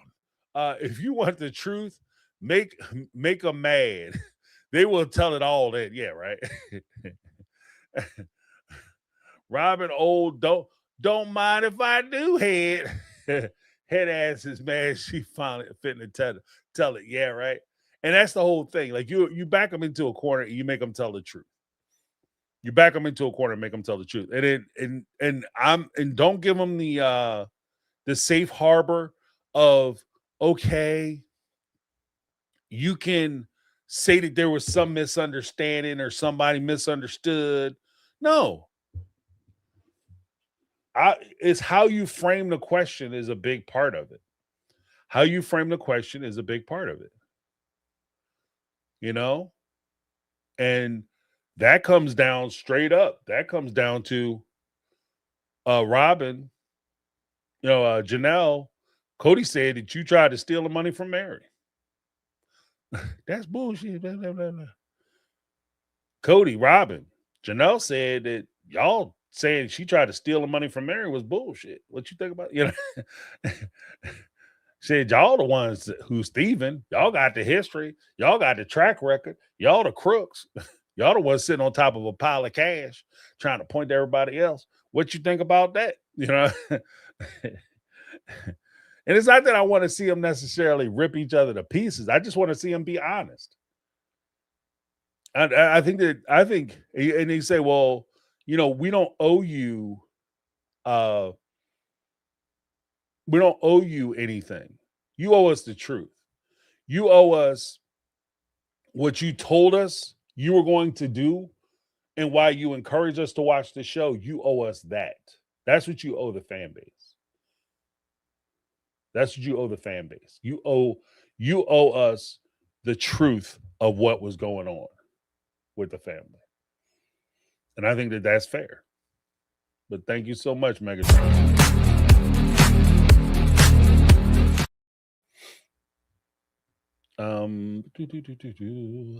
Oh yeah, Megatron once again with the $5 super chat. Says Peabow Janelle never mentioned Meri at her divorce party after she got what she needed. I didn't even notice that, but you're right. Christine had to ask Meri, and Janelle kind of blew Meri's effort off nostalgically, nonchalantly. Yeah. Like I said, Megatron is on top of Janelle.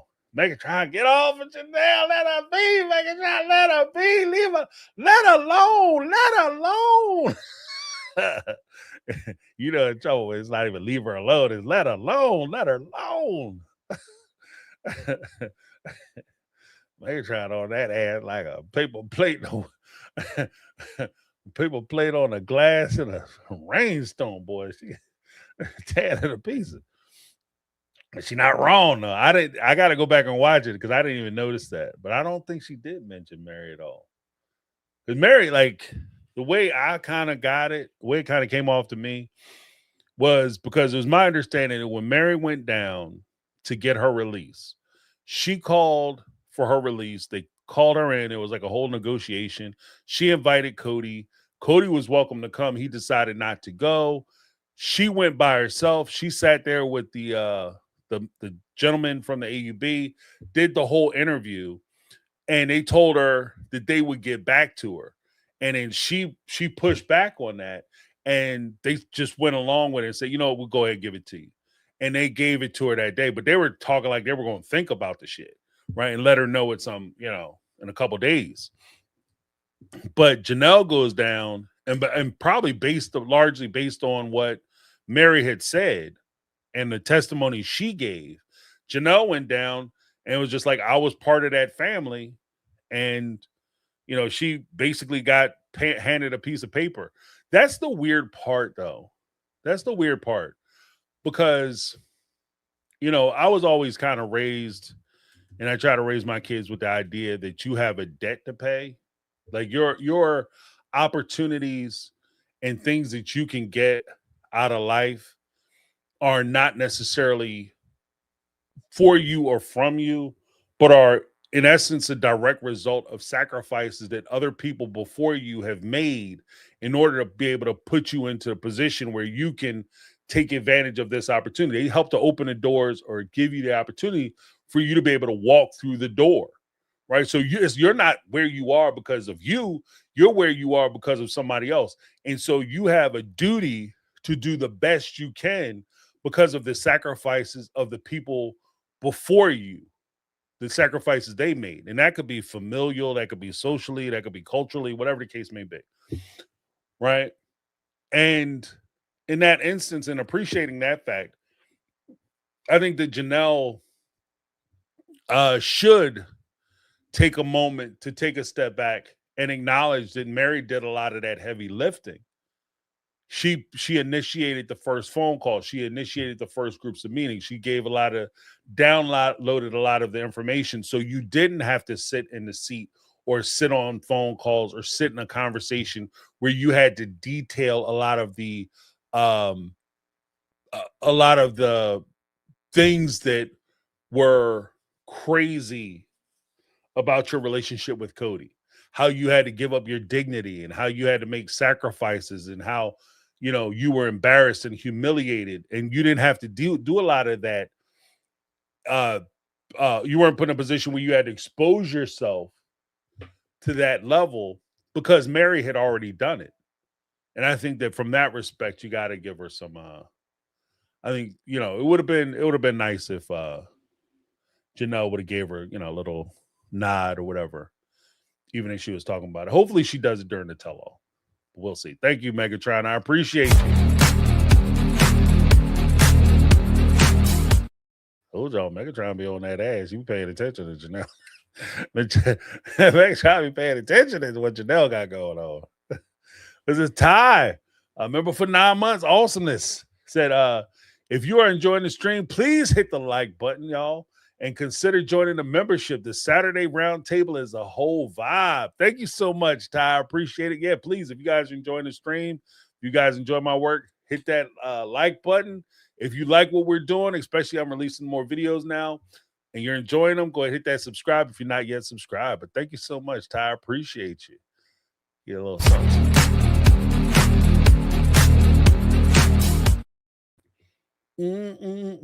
Cindy McKenzie, what's going on with the $13.99 super chat?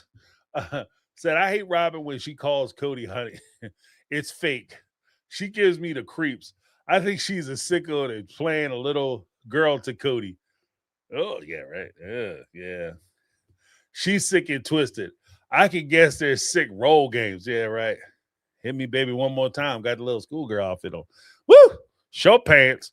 The whole thing is that they are so anxious and so desperate to try to convey to the audience that they're in love and that their love wasn't a mistake and they did the right thing, and their love was so powerful that it justified Kody driving the other three women out. They're so anxious to prove that it actually it does come off very manufactured. And that's the weird thing, because it was kind of like what somebody mentioned it during the first time when Ron came down to meet Meri. Might have been Tanya Carter, maybe. But they had mentioned that, like, when Ron came down and they were doing the event for Jen, Ron wasn't really checking for Meri. You know what I mean? Like, it's the little things that I look at. Like he wasn't checking for her. Like if you're interested in a woman, not that you're being a pig or nasty, but you just kind of, checking for him. You're excited to see him. You want to talk to him. You want to connect with him. You want to have that connection. Even if you're there to support them supporting their friend, you want your time to connect too. So you want those interactions to be full of those types of connections where you kind of, you checking for them. And I didn't really see that. And ironically, I'm one of those people. I'm one of those people. I could be in a room full of people and I can watch people come into a room, even if they aren't together at the time. And I can get a vibe off of who's with who. You understand what like it is like a thing that happens. Like you can tell when people interact with each other or the way they avoid each other. Like it's just something about it that you can tell who's with who. Right. And when Kody and Robin do a lot of that extra stuff, that's not one of the things that gives me the feeling that the two of them are together. It's like it almost feels like, as a parent, when you go into the Walmart or the Target or a store, you see kids walking down the street, other parents walking down the street, and they're like playing with their kids. You see them in the park and they playing with their kids. And they doing a lot of extra shit to try to act like they parents of the year. And you can tell from the kids' reaction or just the way they're interacting with them that none of this is genuine. This kid has no idea why you're even talking to him, much less playing with him. Right? You're not even nowhere near this close. Right? You can tell. And to Cindy McKenzie's point, I kind of feel the same way when I'm watching Kody because they talk about it too much. Because if you're in love with your wife, you don't have to, baby, I love you. I want to be with you. And you are the love of my life, baby. Because it's proven through your actions. It's proven through your deeds. It's things that you do. It's things that you don't plan like, I'm going to be romantic. I'm going to get a dozen roses and bring them to her. Women like roses. That is a romantic gesture. I am going to do this to prove my love. You do a thing because you want to do a thing, because you know that thing makes the person you want to be happy, happy. The person who makes you happy, this thing will make them happy. And you get happy seeing them happy. So you do that thing. And it's not that calculated.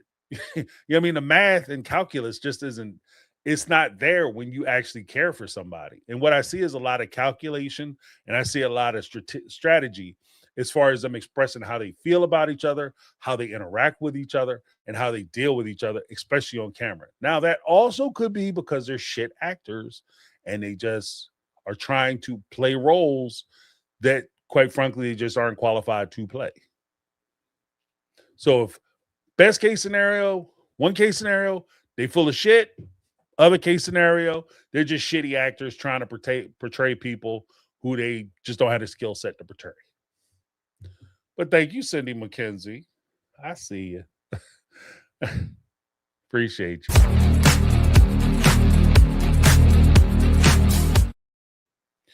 Then we had Lit Mom with a 1999 Super Sticker. What's going on, Teresa? In the house. Lit Mom, one of them OG, triple OGs. She's been around for a minute, supporting the channel. Appreciate you, Teresa. Lit Mom, appreciate you. I'm calling your name out. I'm hollering out your government. Look, snitch. James, you a snitch. Snitches get stitches and wind up in ditches, mister. You see what the names say, Lit Mom. Spell it out. Thank you so much, Lit Mom. Appreciate you.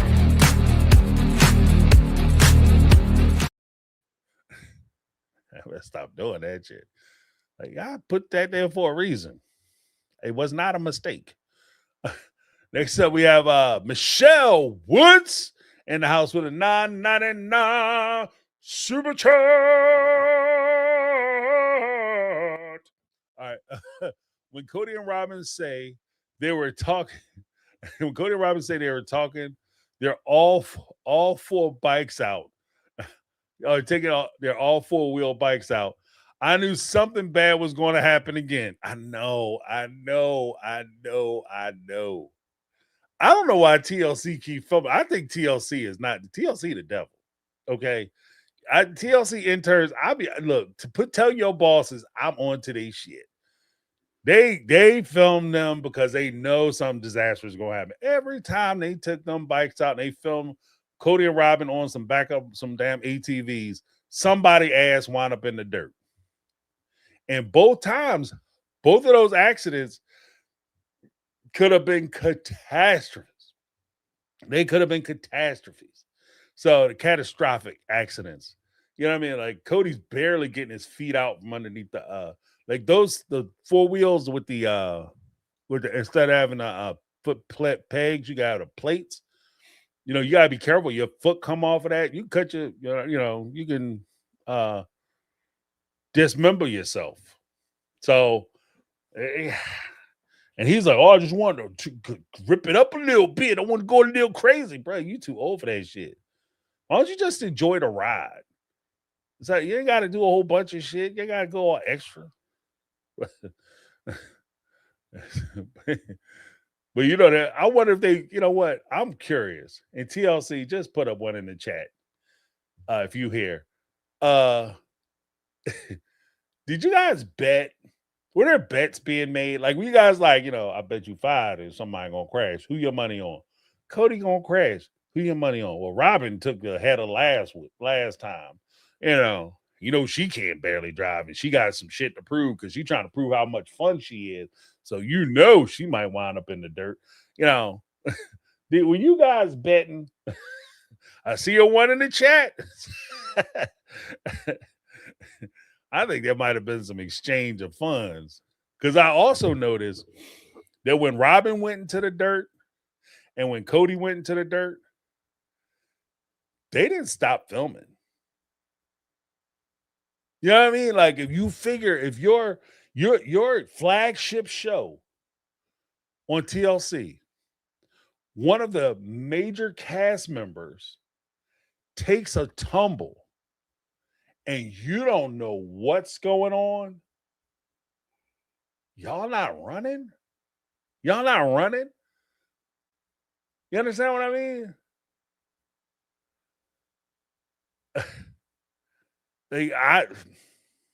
TLC, they cold customers, Jack. They have zero loyalty. Kody talking about, I appreciate you being loyal, Robin. TLC is not loyal. Because you know how mad I would be if some shit happened to me, like I'm out there riding a motorcycle or riding my bike or I'm on an ATV for whatever crazy ass reason. I flip over and somebody, you can show me falling down and the dust settling and the aftermath, and you get Robin like, I'm going to ride over there at 5 miles an hour. You know what I mean? It's like, I ain't taking no risks. And you can show me all that because you never stopped taping to check on my ass. You know how pissed I would be? It's like when you watch the little shorts on YouTube or TikTok or whatever, or X, and they always have like a kid will fall down or something, and the parent keeps taping. What are you doing? Like, okay, fine. You thought the shit was cute at first because they were doing something. They stand on the table. As soon as your kid fall off and land on their head, the video camera should be gone. The only thing I should see is maybe your feet running over to the baby to check on the baby. But these people keeps the camera going. And that's what TLC did to Kody's ass. So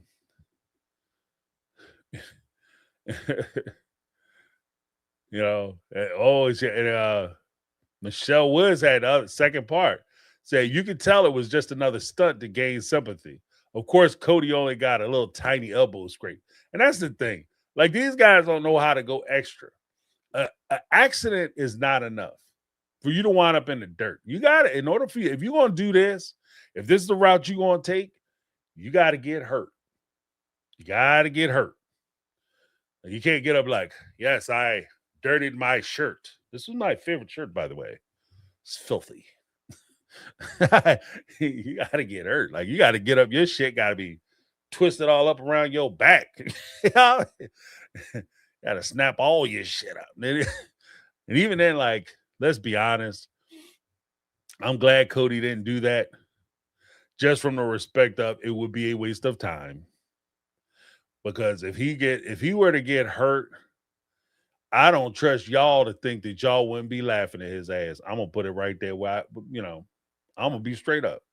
I don't think y'all would sit there and feel sympathy for Kody broke up ass. Like if he came rolling up in a chair because he got smashed up, and that's another thing. Like you gotta be careful because you go from it's fun to you sitting down, for the rest of your life. So if he got jacked up, one, Robin's definitely gonna leave him because the medical bills will put them in a poorhouse anyway. So she's definitely out. You definitely getting divorced. Probably in a damn emergency room. You might get served some papers. They'll be like the Robin's ass. I wouldn't put it past her to be like the damn AUB people when Kody get hurt or they get the notice that the TLC show's been canceled. I wouldn't be surprised that they get the phone call as soon as Kody be like, "What? The show been canceled." Robin be like, "Oh, okay." Go in the drawer and hand him an envelope with the damn paperwork, divorce paperwork. It's already been prepared. I just hold on a second. I gotta date it. You know what I mean? It's already been done. I just gotta call Tom and get him to file it. So yeah. But I don't think that he's gonna it will be a fail.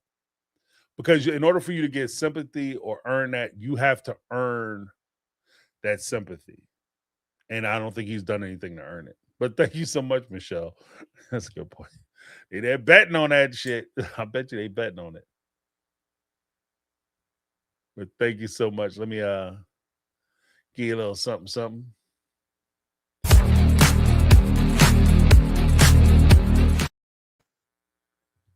Unlimited lipstick with a $6.99 super chat. Said Kody and Robin blowing smoke up each other's ass about what good people they are.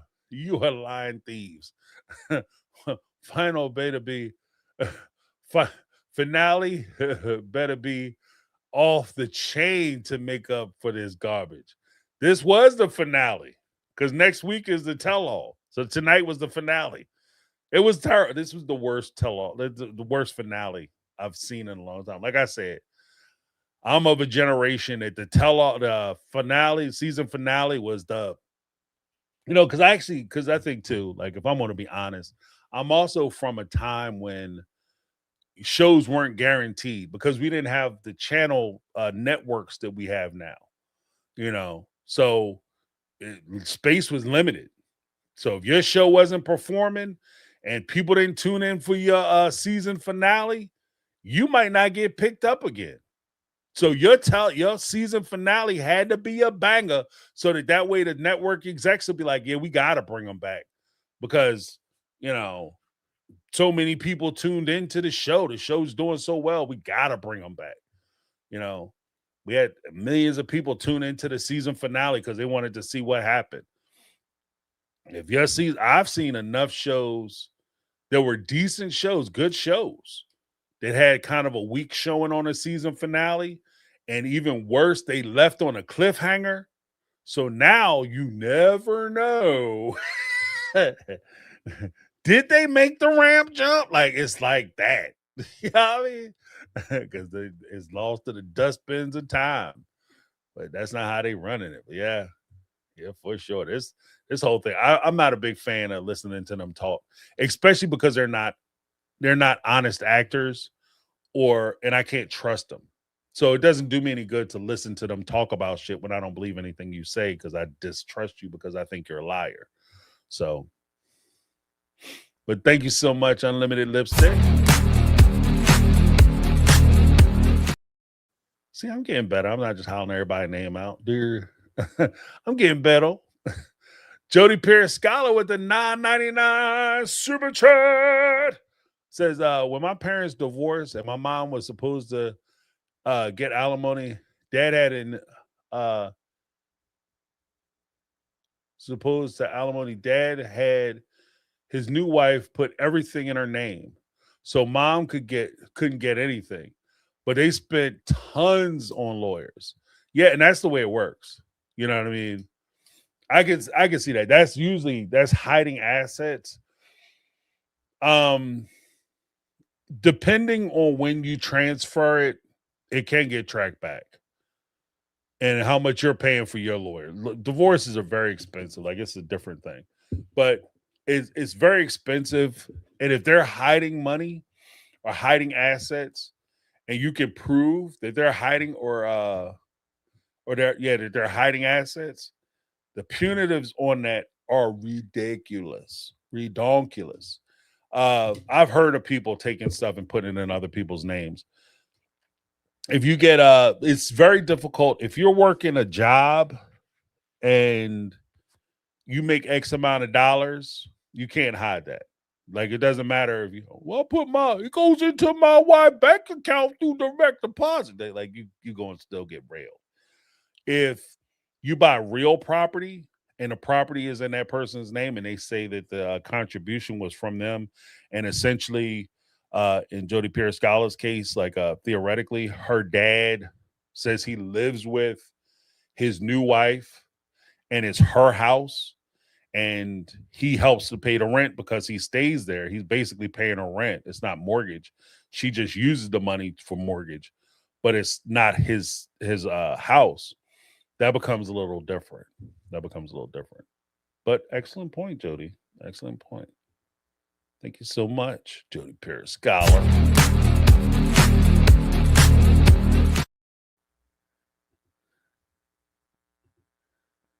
That's awesomeness. Awesome.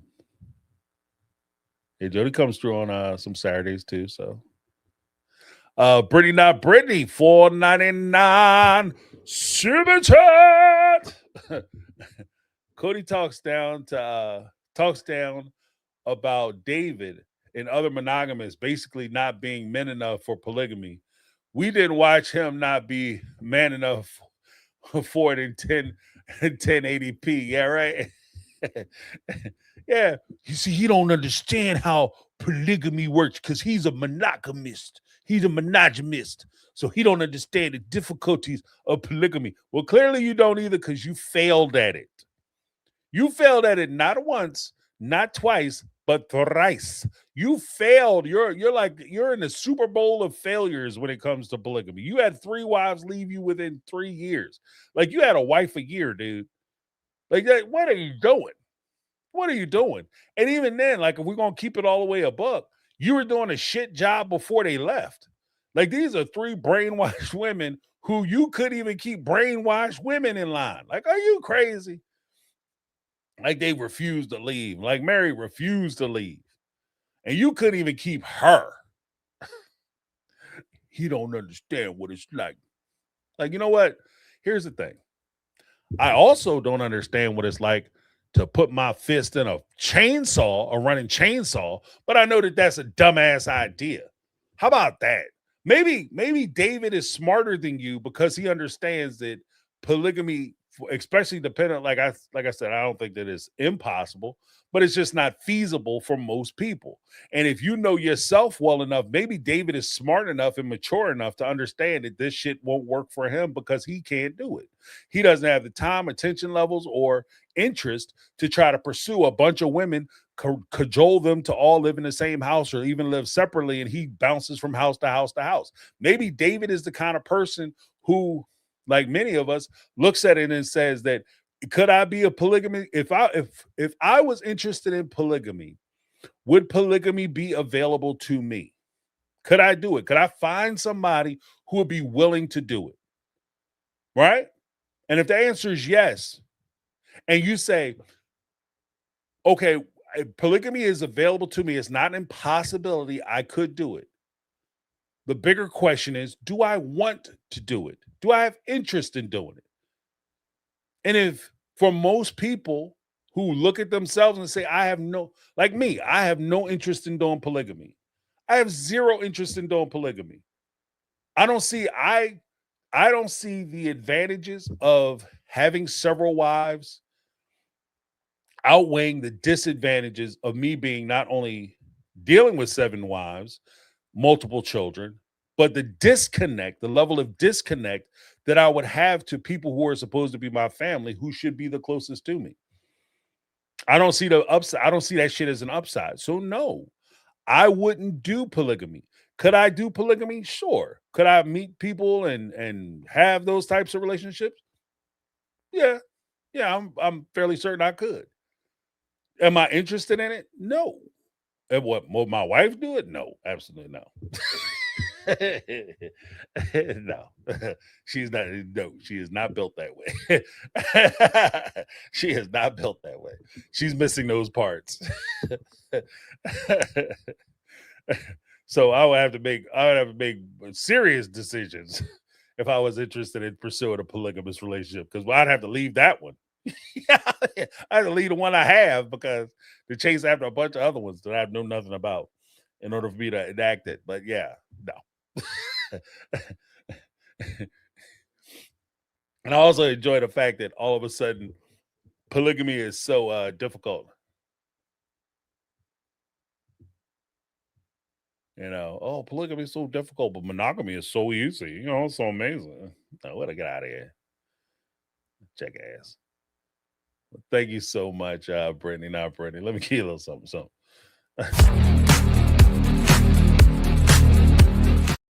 That's what I be talking about. Like, I'm an expert in relationships because I had 4 marriages that failed. Like, that don't make you an expert. Just makes you a person who's been divorced 3 times. I'm an expert on marriage because I failed at it so much. You know what I mean? Like,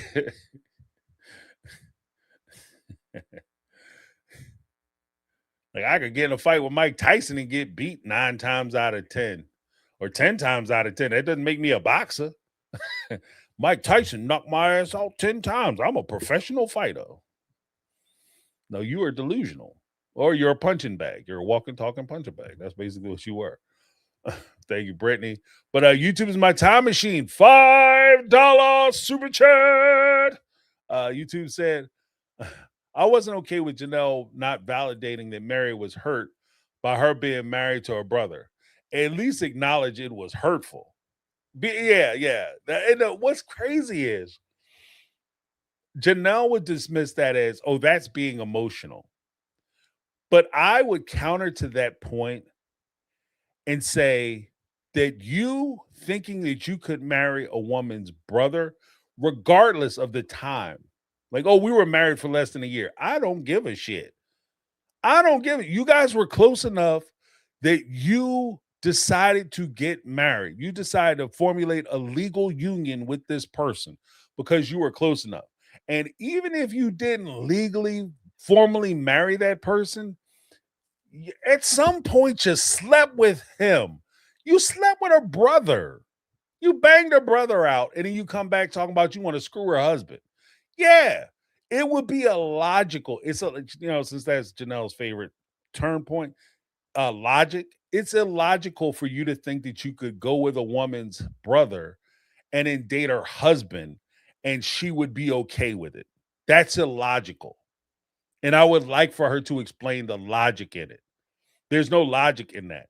Oh, well, logically, we were only together for a short period of time. No, selfishly, you're okay with it because it's you. Because I guarantee you, you would have a problem with it if it was Caleb. He's with Madison, got kids with her, married to her, and all of a sudden he says, you know what? I want to go over there and start sliding up on McKelty. She been coming around the house too much. I want to start, doing my thing with her. That's her disgusting. That's her sister. Well, what are you talking about? I'm not related to it. But it's just, I don't know. Maybe that's not even a good example. It's not a good analogy. But it's just because it's so hard. It's not even hard as a hard thing to do, because the analogy would be you were married to her brother and you started sleeping with her husband. I don't understand why she angry. I don't understand why she wouldn't be angry. How about that? Can we say that? I think it would be weird if she wasn't angry. But it's weird, like they're acknowledging that point of it, because that's where we are in Sister Wives. Meri's finally acknowledging that she was kind of pissy about Janelle dating, marrying her brother, and then turn around, divorcing her brother and marrying her husband. people have been saying it. I've been saying it. People on the channel have been saying that, who come in, comment on the comment section, call in, leave speak pipes, have been saying that literally almost the entire time I've been doing this show. Definitely after we talked about it on Becoming Sister Wives, that review I did with Seer Perspective. We did the book review. And that was one of the chapters about how Janelle used to be married to Mary's brother. This is information we already knew. And everybody's been saying that. Like, yeah, Mary's probably been pissy or angry or mad with them because not only are new women coming into the house dating a man that she's in love with and she's married to, and they're coming in there screwing her husband, but one of those women was married to her brother. And he used to sneak off and go to lunch with him before they started dating or courting. Kody was meeting with Janelle. He would go to work, come by Janelle's place for her job for lunch, and the two of them would go off to lunch together. So yeah, she's pissed. Yeah, she would be pissed. And it's nice that they finally got around to actually articulating the thing that we've been saying, but it's not even so much that you're saying it new now. You're just confirming what everybody already knew. Just saying. But thank you so much. YouTube is my time machine.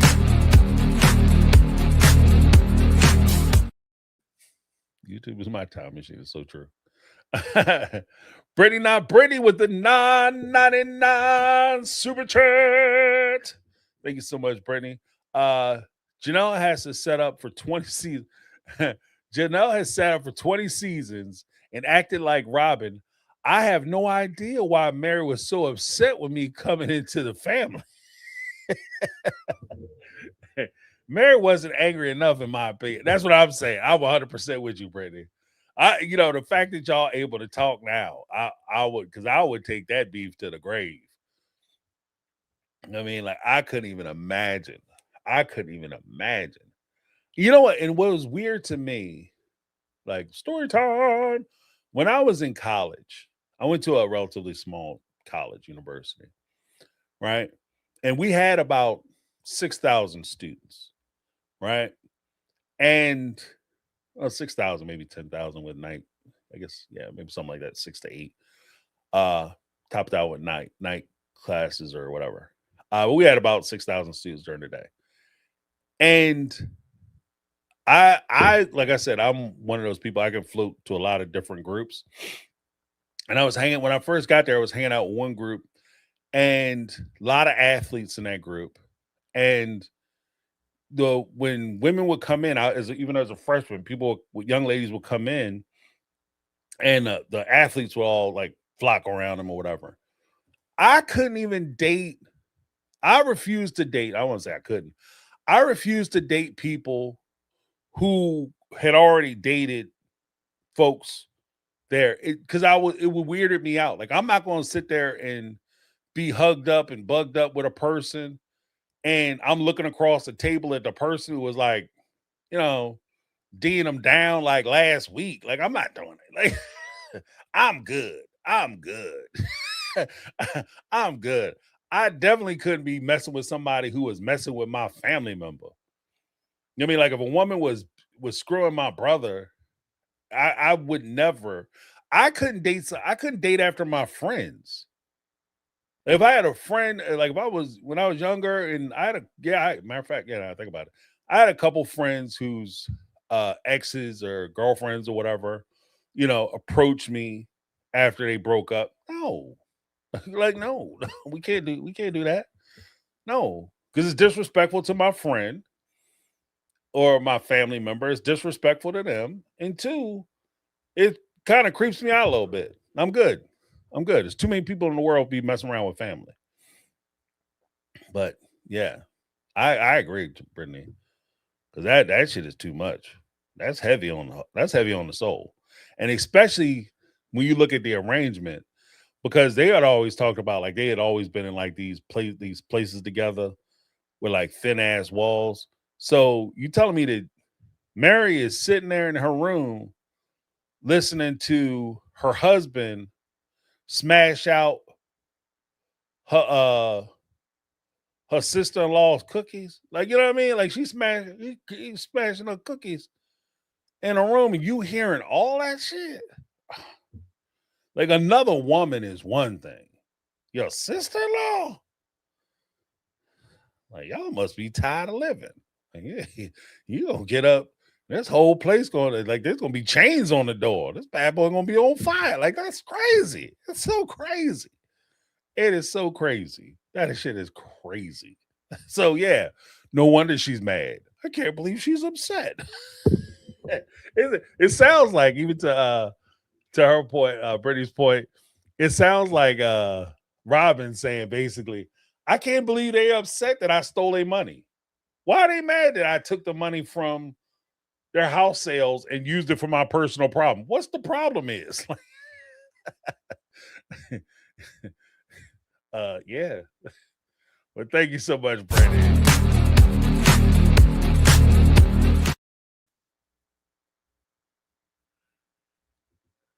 That shit is crazy. That's cray. We have Michelle Woods in the house of the $4.99 super chat. I've only seen one or two of the first 90 days, but it wasn't as cringe as Smothered. Smothered. Oh, yeah. Those mother-daughters are extremely toxic. It's not even funny. Yeah. There's another show that TLC runs. It's Smothered for mothers and daughters. And then they have Mama's Boy for young men and their moms.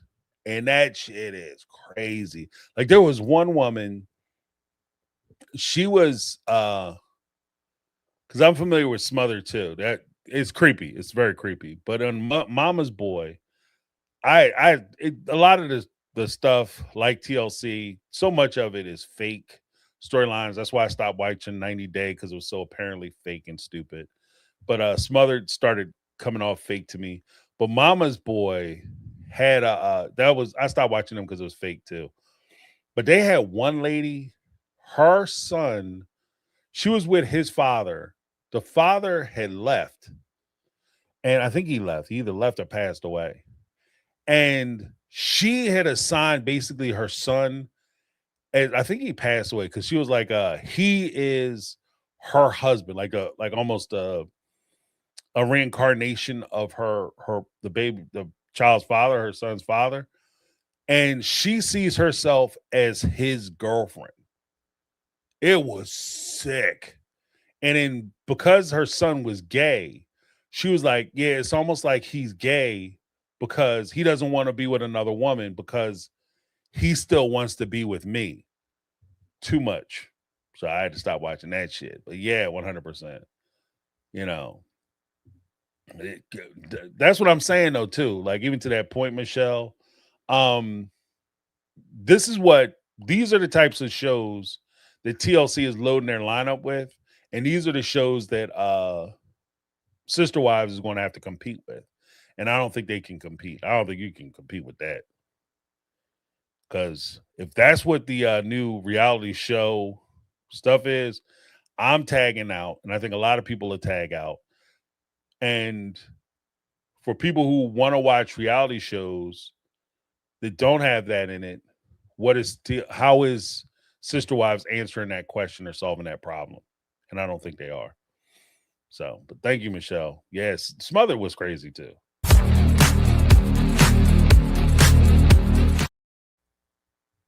Yeah, yes. Smother was like more youth thieves. Like, you have some people, like older people, will try to connect or hook into younger people because they're trying to steal their youth. You know, they're trying to live vicariously through that other person. So they hook into that person. And that's kind of what I got with Smothered. Like, a lot of those women, they hooked into their daughters because they want to get back to their prime, what they considered their sexual prime.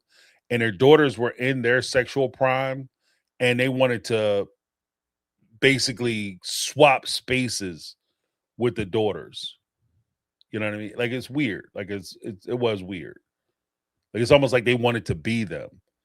And if there was like some weird old lady sitting around talking about, I can give you a magic spell and you can switch bodies with your daughters. half the women, I think they might have did it. You know what I mean? It's like a Stephen King book.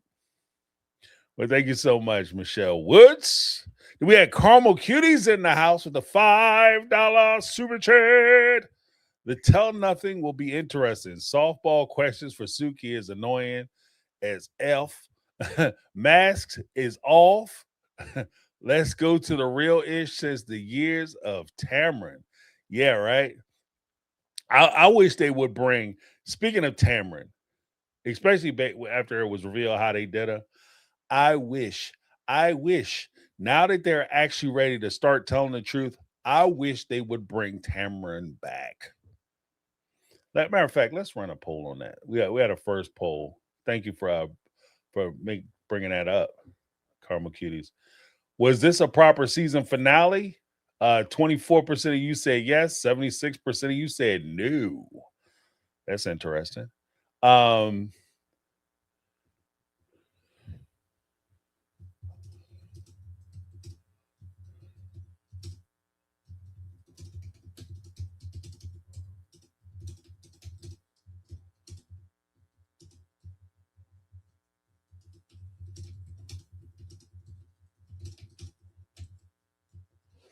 All right, I'm gonna say, do you think Tamron Hall should come back and do the tell-all now that they are telling the truth? I gotta mess that up. So let me know. Do you think Tamron Hall should come back? I think Tamron will be excellent because she'll ask that next question. She won't just let the bullshit sit. Or I'm gonna stoke the bear. I'm gonna poke the bear a little bit, then I'm gonna run off screaming. Like Tamron will be there with a fire poker, just dang, dang, dang, dang, dang. You know. What do you mean by that? What do you mean by that? What do you mean by that? You know. Jody Perry-Scott was like, no, they need a man.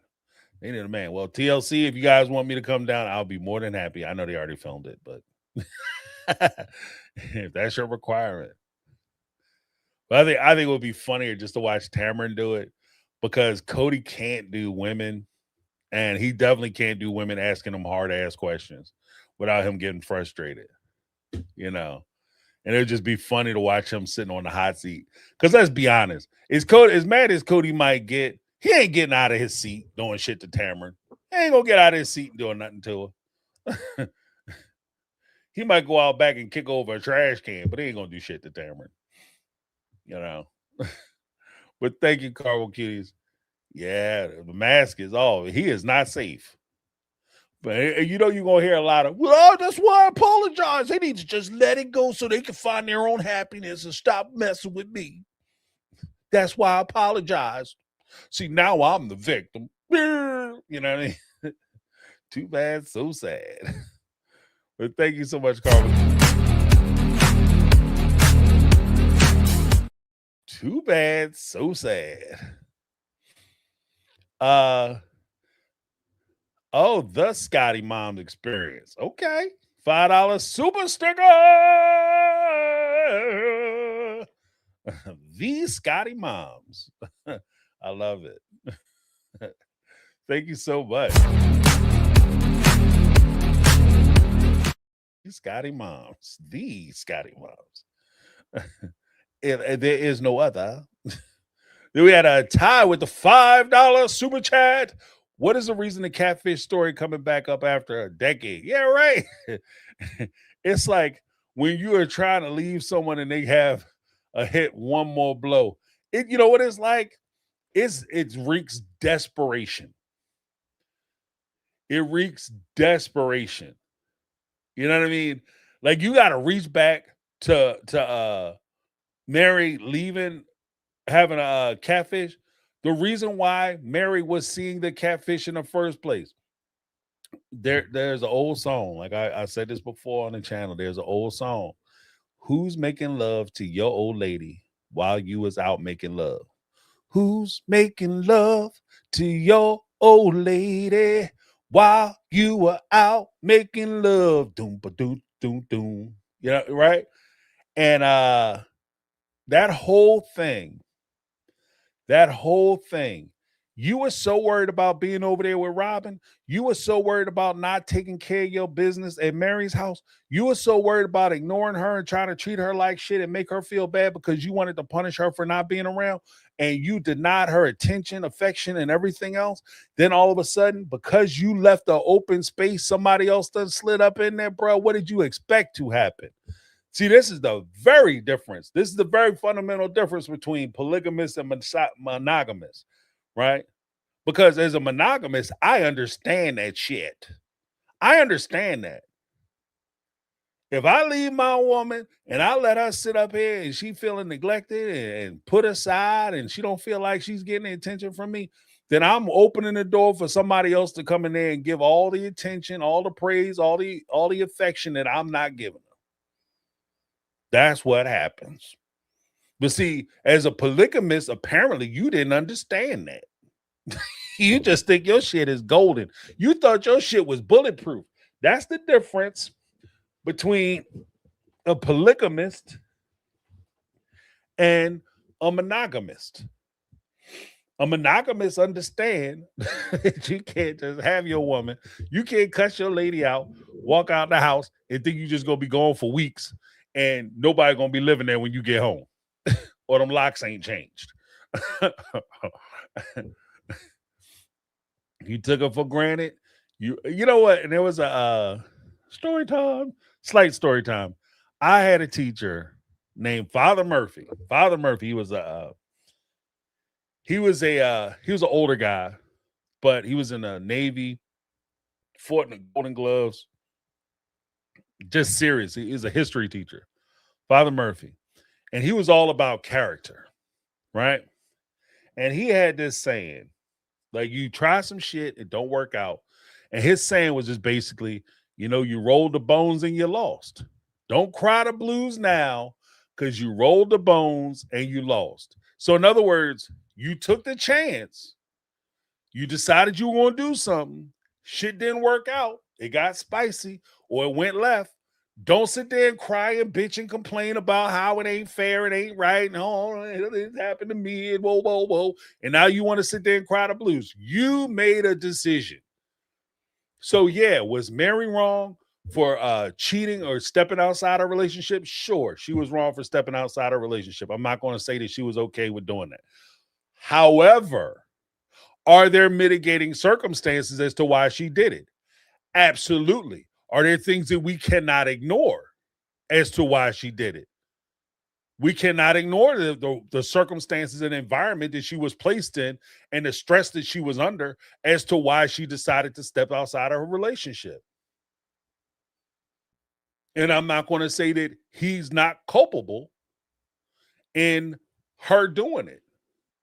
If she's begging and pleading for you to come by and she's begging and pleading for you to spend time with her, she's making herself available for you and you keep pushing her aside, don't be mad when somebody else pull up to the table. You know what I mean? Like the old song said, they drop it and leave it and I'll pull up quick to retrieve it. Cosmo say you fat? I ain't down with that. Girls are kicking it. And I'm thinking about sticking it. Like, you know what I mean? What one man's trash, another man's treasure. Just because you don't appreciate it. I used to have a thing where I talk about that. You sitting there taking your woman for granted because she put on a little weight or time happens. Shit, neither one of y'all look the same as you did in high school, so I don't even know why you tripping. But she put on a little weight, and she got that fat bottom, she got that base. You know what I mean?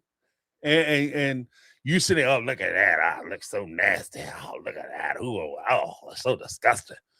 And she be a damn teacher. She go to school every time she writing on that chalkboard. Them boys like, them, Her dress look like two midgets under there just getting underneath each other. You know what I'm saying? Like, what is going on? She is rocking it out. And people watch, she walking down the street, got cats on the side of the road just watching, like, whoa, wow, whoa. And she get home and her husband like, oh, look at this. There's plenty of dudes who are looking at her and appreciating what she got going on. You understand what I mean? And that's how the maintenance man come through there and tighten her ass up. You know what I mean? Fix all them leaky pipes. I'm telling you, your house is looking spectacular. Maintenance man is coming through. So if you don't want to, you know what I mean? You left her. So don't be mad that somebody went and picked her up. Now, I will say it's unfortunate that your wife, Robin, set her up. And that's another thing.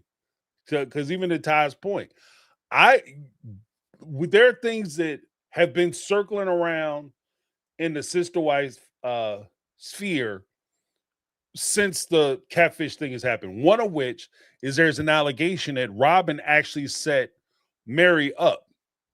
Robin was all up in the mix to get Meri busted with this catfish person. She's the one that, helped facilitate it. She, like, was one of her friends said she knew the dude that Meri was supposedly talking to. She knew him in real life, IRL, right? And it turns out the man that she was talking to wasn't a man. So if that's the case, how the hell do you know him for real? If the person I was talking to is a model from Britain or like London or some shit, right, from overseas, how is it that you knew him in person for real? Robin's friend or cousin or whatever? So if you are that deep in the shit, why are you bringing it up? And that's what I'm saying. Like, I can't tell whether y'all just faking it or you just that dumb. Like, if I did some shit, like, I would. We're not talking about that.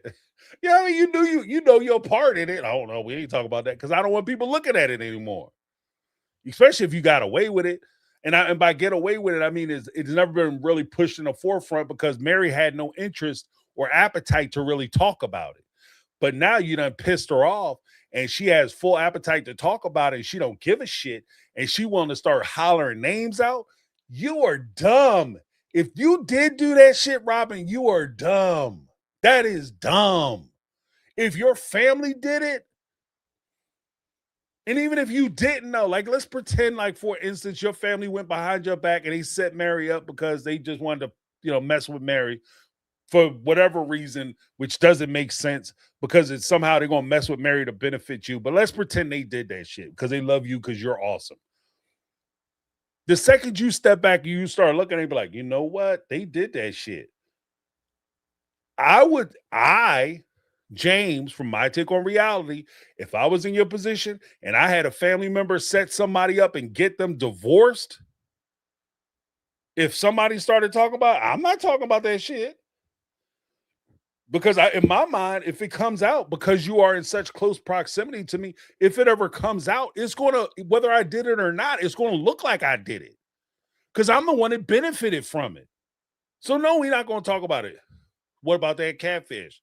Look, Meri was going through a very tough time. She was struggling with Kody. Kody wasn't necessarily meeting her needs. I might throw Kody's ass under the bus. I mean, that is nuts. And in fact, they're bringing that back up. For real. And then Kody want to get mad about it. She was cheating on me because you weren't going over to the house. You basically, and let's be honest, I say that Meri was cheating because Meri was holding herself out even after the whole catfish thing exploded, that she was still a part of the family. She was still married. She was still with Kody. That's why the only reason why I even say that it was cheating. But barring that, if you look at it and we brass tacks it, Kody had been left Meri. He had been abandoning her. She was already done. She was not in the family. He was hoping that she would just disappear. So with that being said, yeah, she had every right to go out and date somebody. But for the fact that she tried to keep the relationship going, she had every right to go out and date somebody else if Kody wasn't going to be available to her. And do you really want to have, and it's just weird to me. Do you really want to have this conversation, Kody? Do you really want to have this conversation? Because it's a dumbass, you will lose this conversation. If this is an argument or a debate, you're going to lose this debate. I don't know. But Ty, thank you so much.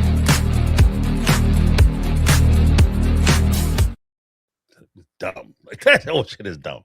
Yeah, I did see that. Like, why would you bring that up? Like, that's a blast from the past. I tell you what, if you bring that up, I wish I was that coach in Meri. Sometimes, don't you wish that sometimes you could just switch bodies with people? You see them getting into some shit, you be like, oh, I wish that was me. I wish I could just jump in their body. Because as soon as they brought that up, I'd be like, well, the reason why I started dating a catfish is because they forced me to get a divorce so that he could marry Robin. Oh, we're gonna open up all the old wounds. Oh, you know what I mean? That's another, maybe that's another monogamy trick that Kody don't know nothing about. You know, maybe polygamists don't do that shit. Monogamous, oh yeah, we go back. We go back into the oh, you think you gonna call for me? Oh, we opening up all the old wounds. You know what I mean? We gonna talk about everything. We talking about everything. We gonna talk about some old shit, then we gonna talk about some old shit. Get out the book. Let's talk about some old shit. Matter of fact, let's get my pen and paper because we gonna be fitting to write this down. we cracking open all the old shit. We talk about all those stuff. Remember when I first met you? Like we going way back. We talk about everything. Now we gonna keep it recent and we gonna keep it current. I'm cool with that too. Cool. We talk about the shit that happened now, just now. But if you try to hit me with some bullshit about like 2 years ago, 3 years ago, 10 years ago, such and such happened, oh, we running the whole gamut. Anything you ever did wrong is coming up. And trust me when I say I got a strong memory. I got a strong memory. My shit is long, son. My shit is strong and long. Talk about my memory. And and we, oh yeah, we gonna get into it. We gonna get into it. So expect my first response, like first word when they brought that shit up, my first response. Oh, we talking about that old shit? Okay. Okay. If you want to, and I have to hit my boys in line. My boy from Tom Cruise and Jack Reacher. Remember, you wanted this. Okay, you asked for this shit. So don't when it starts, don't sit there and look surprised or angry or like you can't believe that this is happening. You wanted this. You basically inscribed to me a letter. Please hand me my ass because I need something to chew on. Because that, nope. But thank you so much, Ty. Yeah, we are not doing that shit. No. Old stuff. You crazy. Brittany, not Brittany, with the $1.99 super chat. Commit broken kneecaps minimum. I cackle.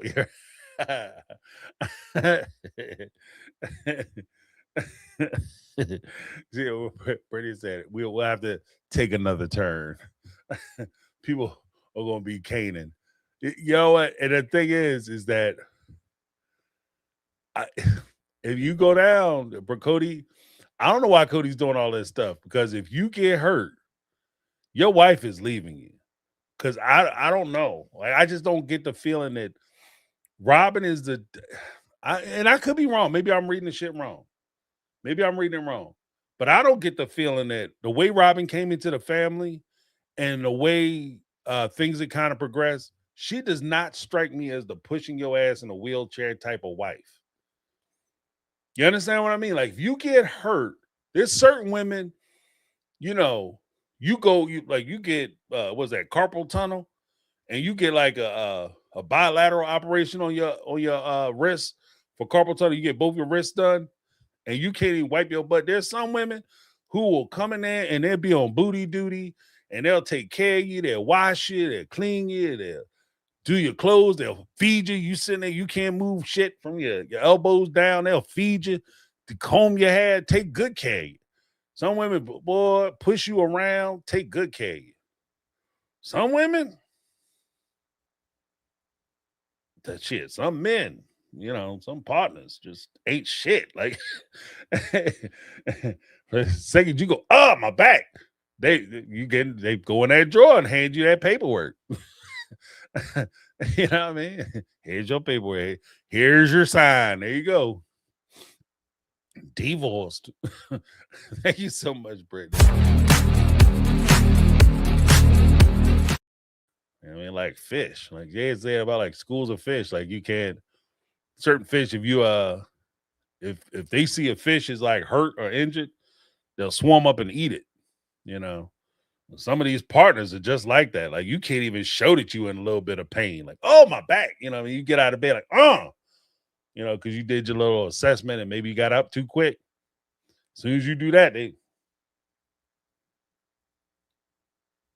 start pulling that drawer out of your ass.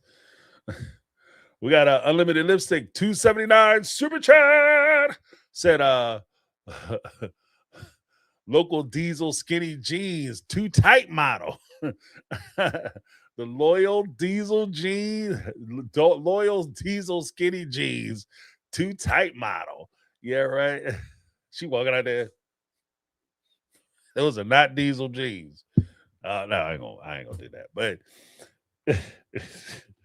it's a long cry from diesel jeans. Them shits is gasoline. Them shits is 88s. You know what I mean? I'm regulars.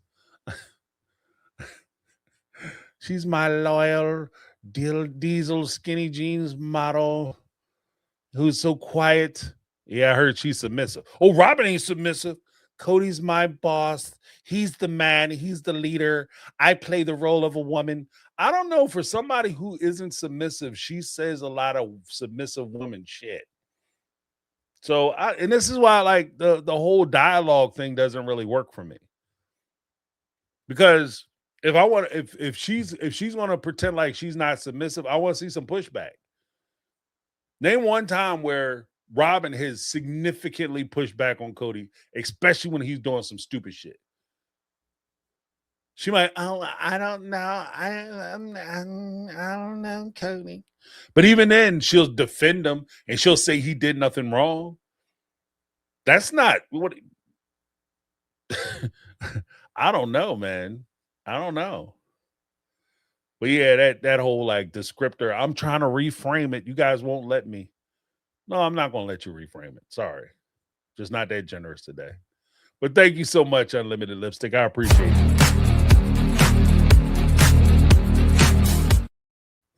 Then we had Brittany Not Brittany with the $4.99 super chat. Dayton was almost eyeless. Truly could have lost a kidney or died. Isabel could have been paralyzed. All on Kody's watch. No sympathy from me for reckless injuries.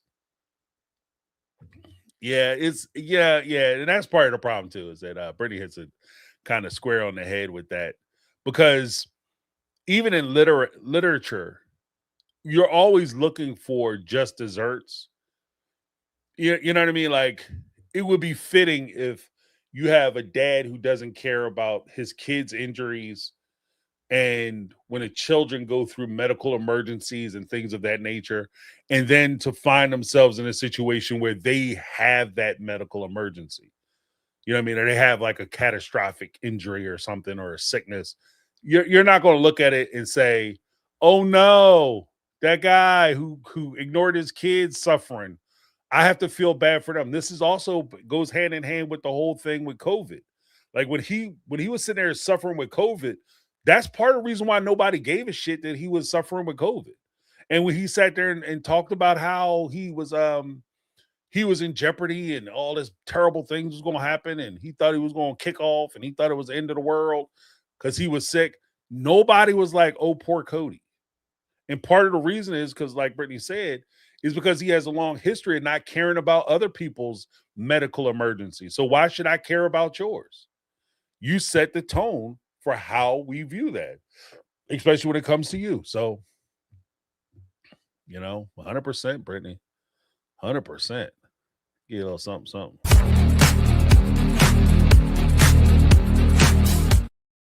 Then we had And 7266 $5 super chat.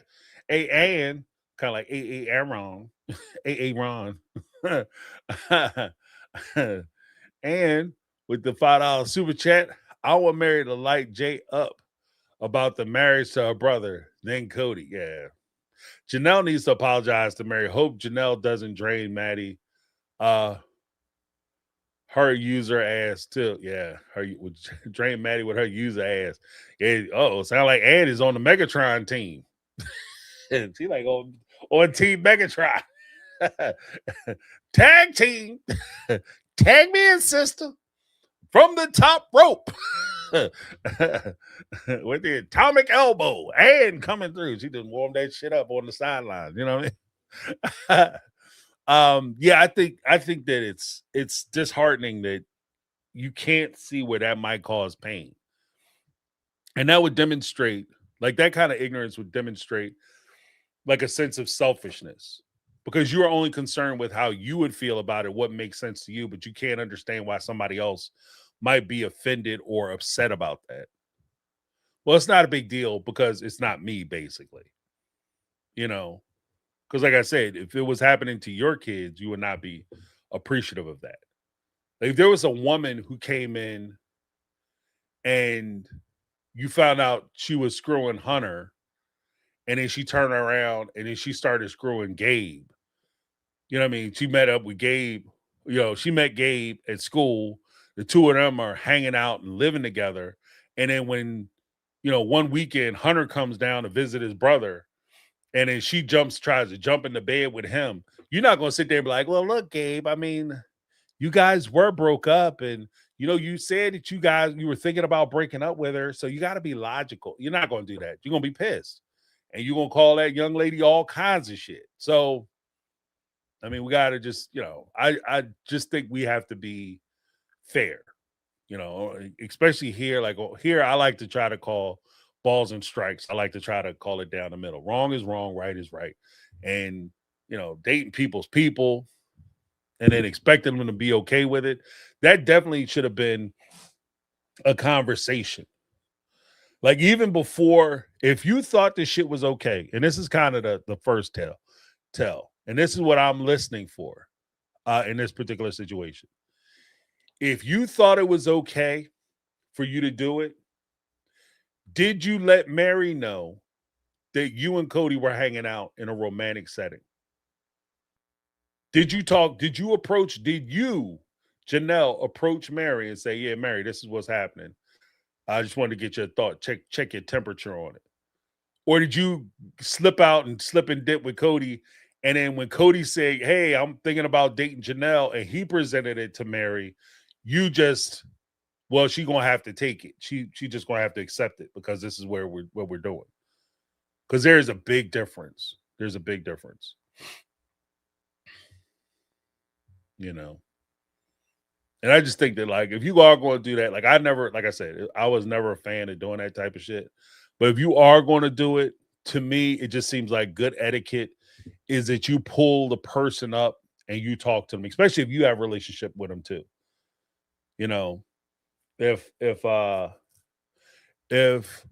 my wife stepped out on me with a person, I'm mad at my wife, right? I'm not mad at the other person because she has a commitment to me. But at the same time, if she stepped out with my brother or my cousins or something, then I'm pissed at both of them because I have a separate relationship with both of you. Meri had a relationship with Janelle that had nothing to do with Kody. And so therefore, it was on Janelle to approach her friend or her sister-in-law, technically her family, right?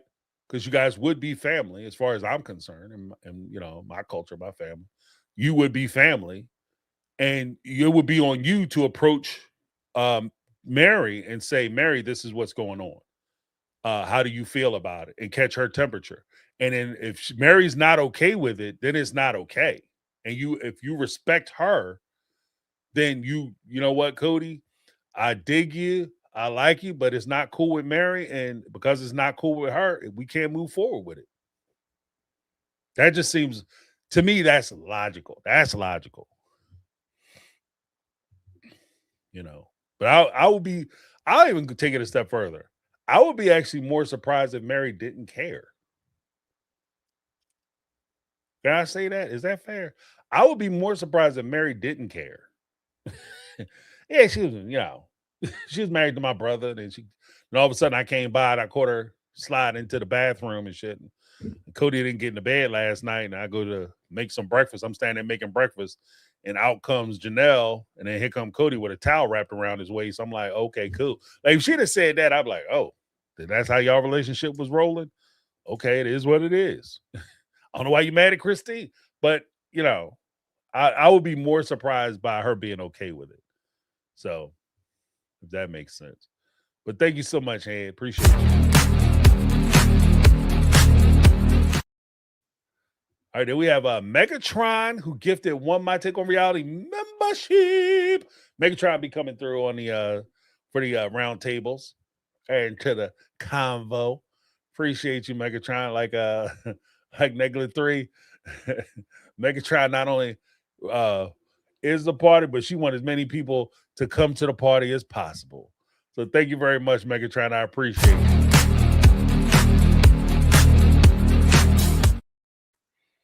Then we had a Caramel Cuties with the $5 super chat. Says Tamron saw through Kody and Robin's bullshit. Okay, bullish. She kept her foot on their necks. Yes, TLC, bring Tamron back. Suki is too damn soft. It's annoying. I am over it. Yeah, I think Suki has lost a lot of the credibility from the fans. So, and she's not set up to be that person for Kody. Because part of the reason why Tamron got fired was because she was too tough on Kody. So when Suki is sitting there and Kody comes out and sees Suki, how you start is how you finish. Like he's going to look at her and he's not going to take her serious. He came out and he saw Tamron sitting there. Oh, my man would know he in for some shit. He would know he in for some stuff. Oh, damn. He would notice, like, because Tamron is a problem. Straight up, Tamron is a problem.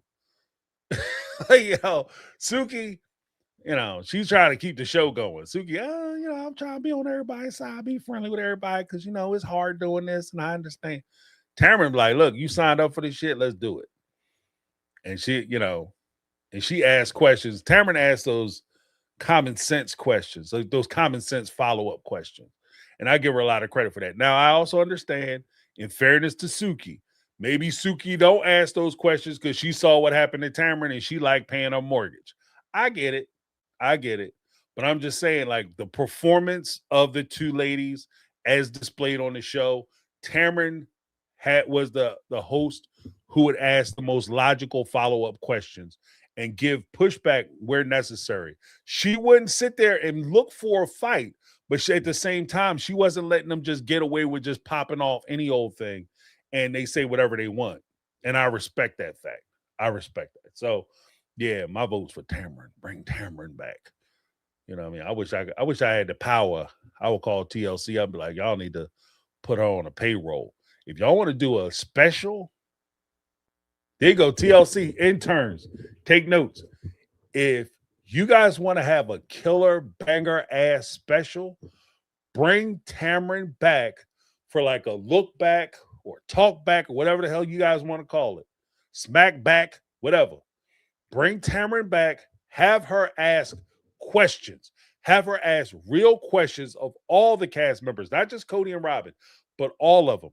Why do you do that? It's just not the spectacle of trying to embarrass the cast members or just yell and scream at Kody. You bring her back because if you want to salvage any credibility from them, they have to go through the crucible. They have to walk through the fire in order for them to be able to come out on the other side clean. If you want to walk into season 21 and for them to be taken serious and for people to look at this show and say that, oh, it's just not a bunch of put together storylines and bullshit, you have to put them in a position where they have to get asked hard questions and answer those questions and do the follow-up to those questions. because without that, they fluctuate between like bullshit statements one way. Cody's a terrible person, he's such a mean man, oh he was so horrible as a husband, he wasn't a man, he wasn't a good person, he treated me like shit, my self-esteem was so low. And then in the very next episode, hell, the same episode, oh Cody was a good man, Cody was a great husband, he used to be a good father. This good husband, father, man, you're saying who you're saying now, 5 minutes ago, you said he was a terrible husband who basically destroyed you emotionally. Which side of the street are we walking on? And that's what I'm saying. Like, and if that's the position they're going to take, they need some clarification of these points, especially because you guys are doing these dialogue heavy episodes where they're just doing a bunch of talking and they're contradicting themselves because they're talking so much. So you need somebody to come in and ask those hard questions so that we can get clarification on what it is they're actually saying. That's the benefit of you having somebody like Tamron on the payroll. That it's not just because they have like, because they will bring the fireworks for the tell-all, no doubt. And the tell-alls will be fire. People will watch them. That'll be the highest highlight part of your show. You'll be able to justify why the show is, on for season 21, as well as why you're paying them $1 million a season, because the show will be take off. But it has to be a point where they're answering questions to the fans want to hear. It's like Cody with the apology tour. Remember when I said I didn't love you? I did. I don't give a shit about that. I don't care about that. Why do you keep talking about that? Like, that's what I care about. Tamron was asking the questions that I cared about, things that I was curious about, questions that I had. Suki is just following behind them, asking what they want to ask and what they want to talk about. And okay, I'm going to make it easy for you to talk about the shallow ass bullshit that you want to talk about. And we'll discuss that like it's a big deal. And it's stuff that nobody cares about. There's no skin in the game. There's nothing that the answers don't matter. That's why people get frustrated with the tell-all TLC. Interns, tell your people. Take this shit and show them. Look at the comment sections. Read the comments. You don't have to listen to me. Read my comment section. Go to Reality Squad or Senior Perspective or even Katie Joy or somebody, Pop Psych or whoever. Read their comment sections. You don't have to listen to what we say. Read their comment sections when they talk about the tell-all. What's the homegirl's name? Down in Mississippi. Backyard Barbie. Read their comment sections. You don't have to listen to me. Read the comment sections. They'll tell you what they want. They'll tell you how they feel about your tell-alls. They'll tell you about the information that's being passed, the questions that are being asked. I'm just saying, like, you guys are shit in the bed.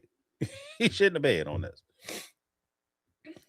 But thank you, Carmel Cuties. Appreciate you. Then we had Lady Lamano. I think that's right. $1.99 super chat. No message, just the love. Thank you so much. Let me give you a little something.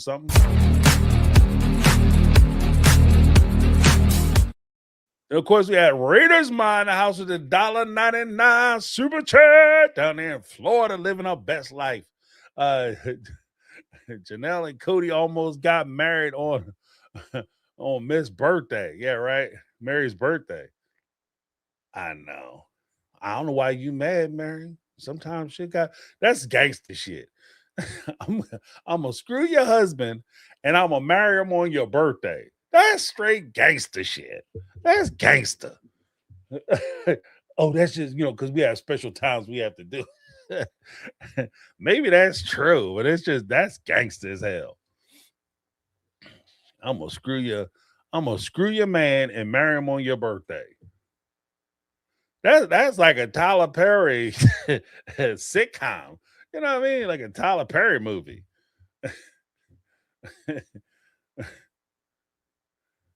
That is crazy.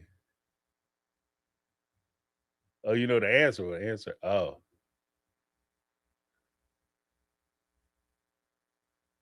Oh, notes to self said they all marry at once. Yeah, yeah. It's still crazy though.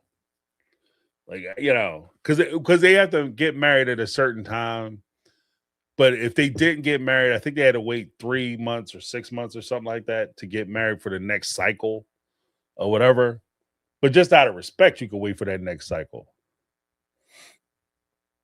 You know.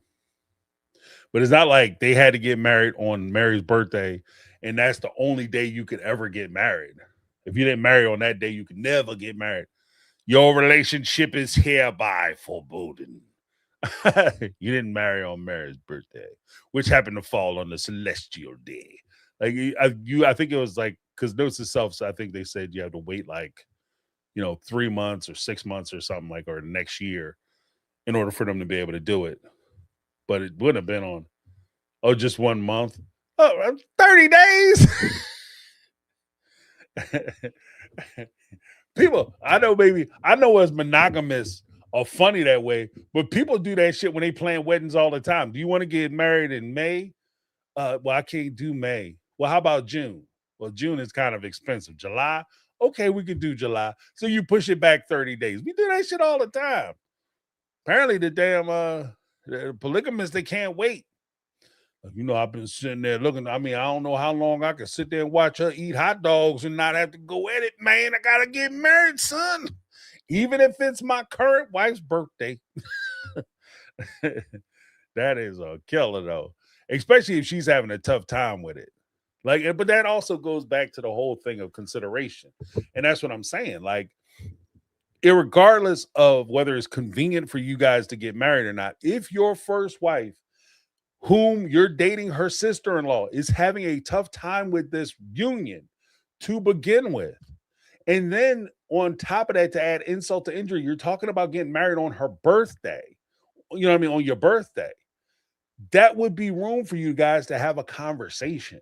If you really, and this is the whole point, like when they sat there and said, if a woman don't want another woman to join the family, then she definitely have a say and she could vote her down, vote her off the island, if you will. This is why I say it's bullshit. This is why I call bullshit. Because Meri clearly had a problem with Janelle coming into the family. And nobody listened.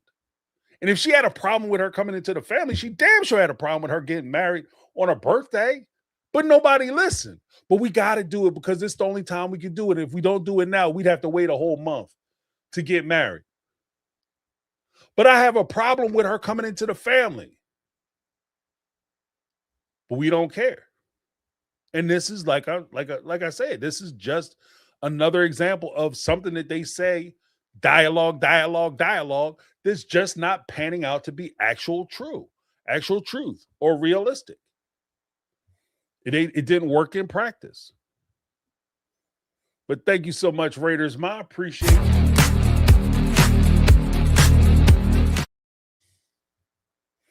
Then we had Caramel Cuties with the $5 super chat.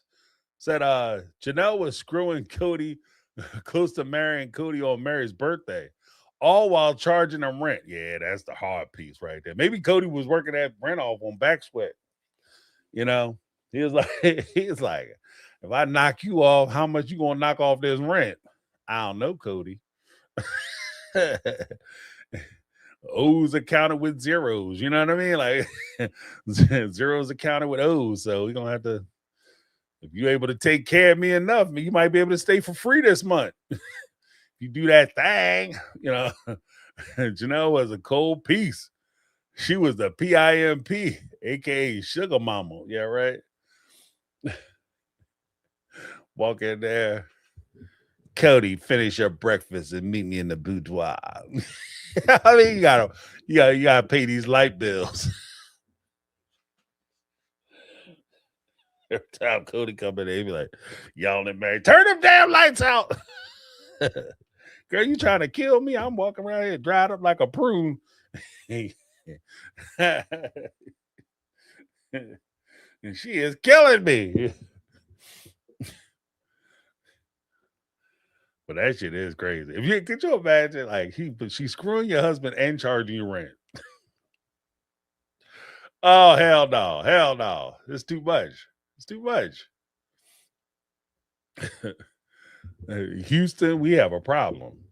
You know what I mean? Houston, we have a problem. Thank you so much, Carl Kitty.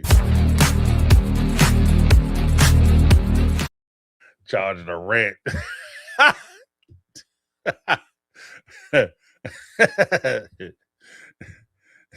So not only is she screwing your husband, but she's charging you rent to screw your husband. Oh, yeah, man. I don't know too many people. Like I said, I just couldn't imagine. Like, and again, maybe this is like, Kody talk about like monogamy. As a monogamist, I'm gonna go ahead and say this. I understand this. I understand this. I can't be going to lunch every day over to some woman's job. And whether I call her a friend or not, I can't be sitting up there every day going to lunch with her, especially behind my wife's back, and expect to come home and everything be cool. Shit is not going to be cool. This is not going to be gravy. It's going to be a problem. You know what I mean? Especially I come back talking about, yeah, girl, we do this whole polygamy thing, and I was thinking maybe we could add her to the family. Shit. You know what I mean? Girl, what you doing in there? What you got in? She ain't loading up. Uh-huh. Yeah, I hear you. Hold on. Stay right there. No, man. That is crazy. That is crazy. I just don't get it. I don't get it. But we'll see. We'll see. Let me just check some things real quick. Oh,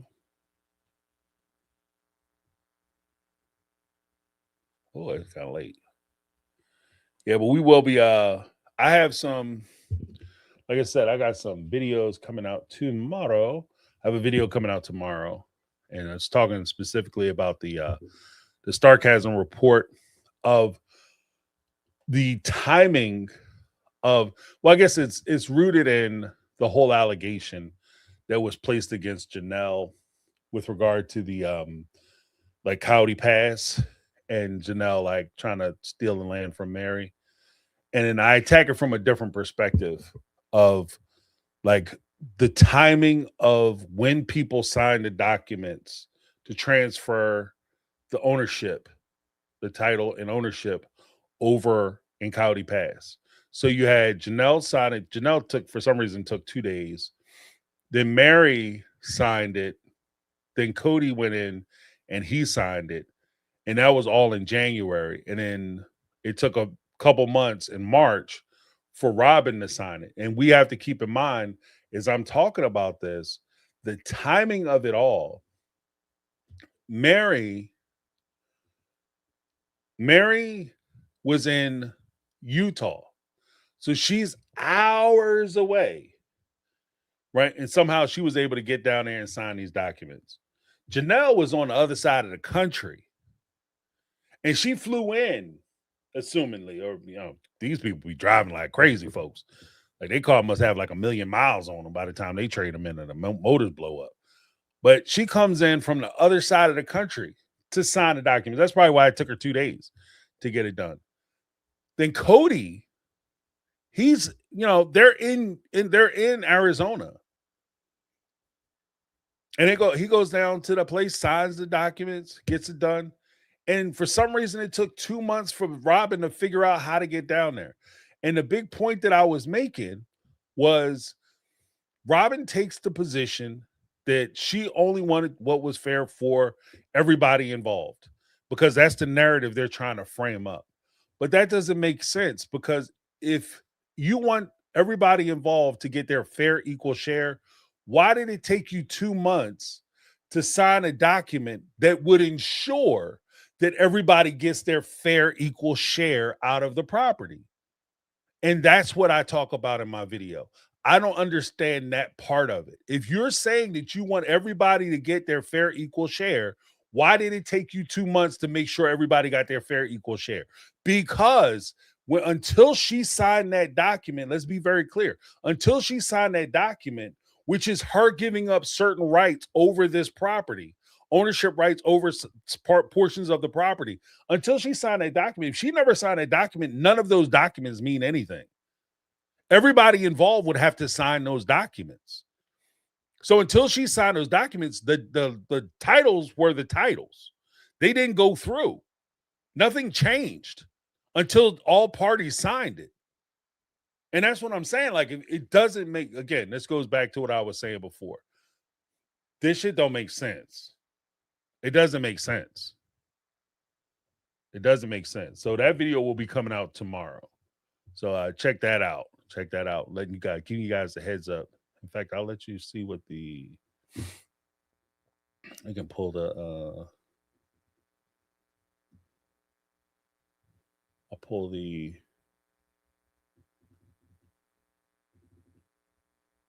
I'll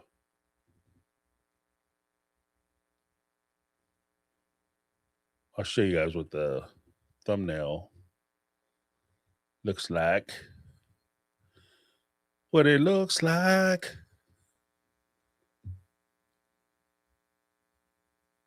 Oh, there it is. And it's spooling. It's spooling. It's spooling. That's the thumbnail.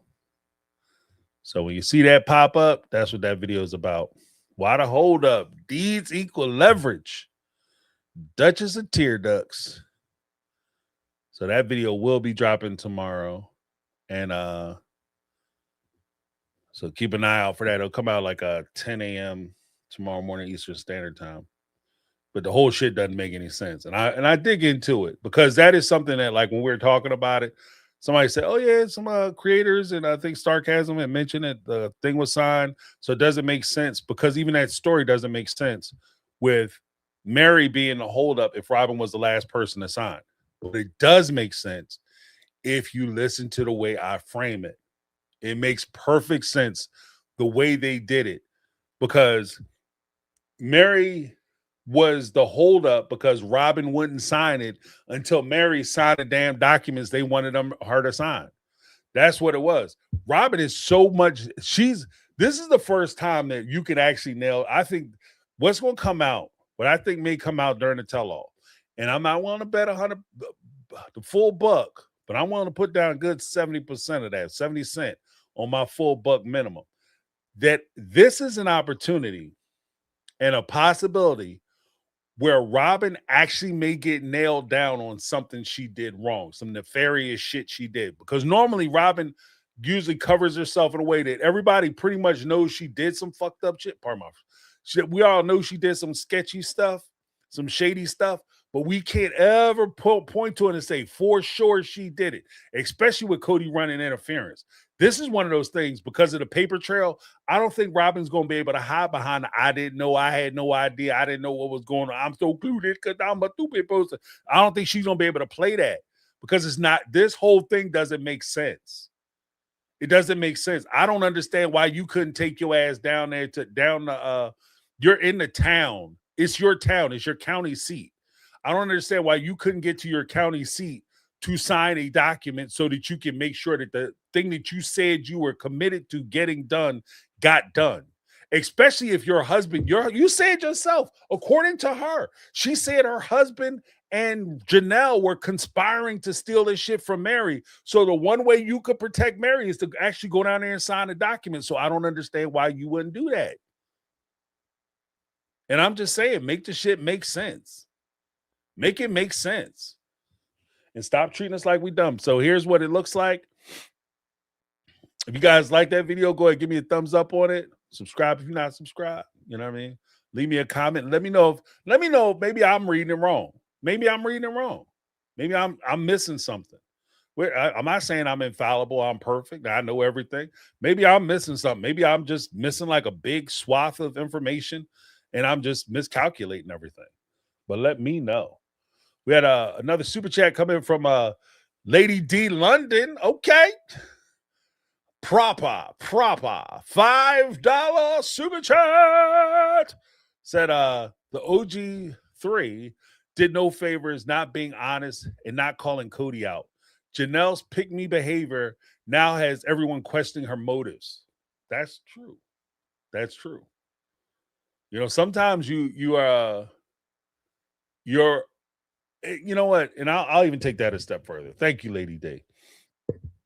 Um, I'll take it a step further. There was a point where Kody would do something or he would say something, and occasionally Kody would be going on like riffing and ripping them to pieces. Specifically, like when Christine was leaving him in season 17, and he was ripping her apart on the porch, and he was making all kinds of accusations. And Cody and Christine said, "Well, I could go back and forth with him, but why? What's the difference? What does it matter?" Here's the thing. What it matters is because he's fire hosing you with bullshit, right? And you're not denying any of it. And then because you didn't deny it, you didn't think it was important enough for you to deny it or argue about it or push back on it. So now he's going to say, when I said all these things about you back in season 17 and I made these allegations, you didn't have anything to say. Now I'm holding out that these things are true, and I'm basing all my stuff off of these things that you never denied and you never pushed back on. So we're just assuming that the shit I said is true. And she has to go back now and try to say, no, no, no, that was a lie. That was wrong. He misconstrued, da, da, da, da, da. But it's late. It's late. And because you didn't think it was important at the time to fight that fight, or you didn't think it was worth your time, or you didn't think it was worth the aggravation, or you didn't want to state your point, or you didn't want to call him a liar, or you didn't want to feel the uncomfortableness of saying that what he said wasn't true, now all of a sudden you got to deal with it. You got to deal with it. And even to her point, like to Lady D's point, like you tried so hard, all of you tried so hard to bend over backwards and be nice to somebody who wasn't going to be nice to you. You are being considerate to somebody who's just not considerate of you. And Kody and Robin are going to use it against you, and they're going to crush you with it. They're going to try their best to crush you with it. They're going to kill you with your kindness. So 100%, I'm down with you, Lady D. Thank you so much. I appreciate you. We'll give you a little something, something. A little something, something.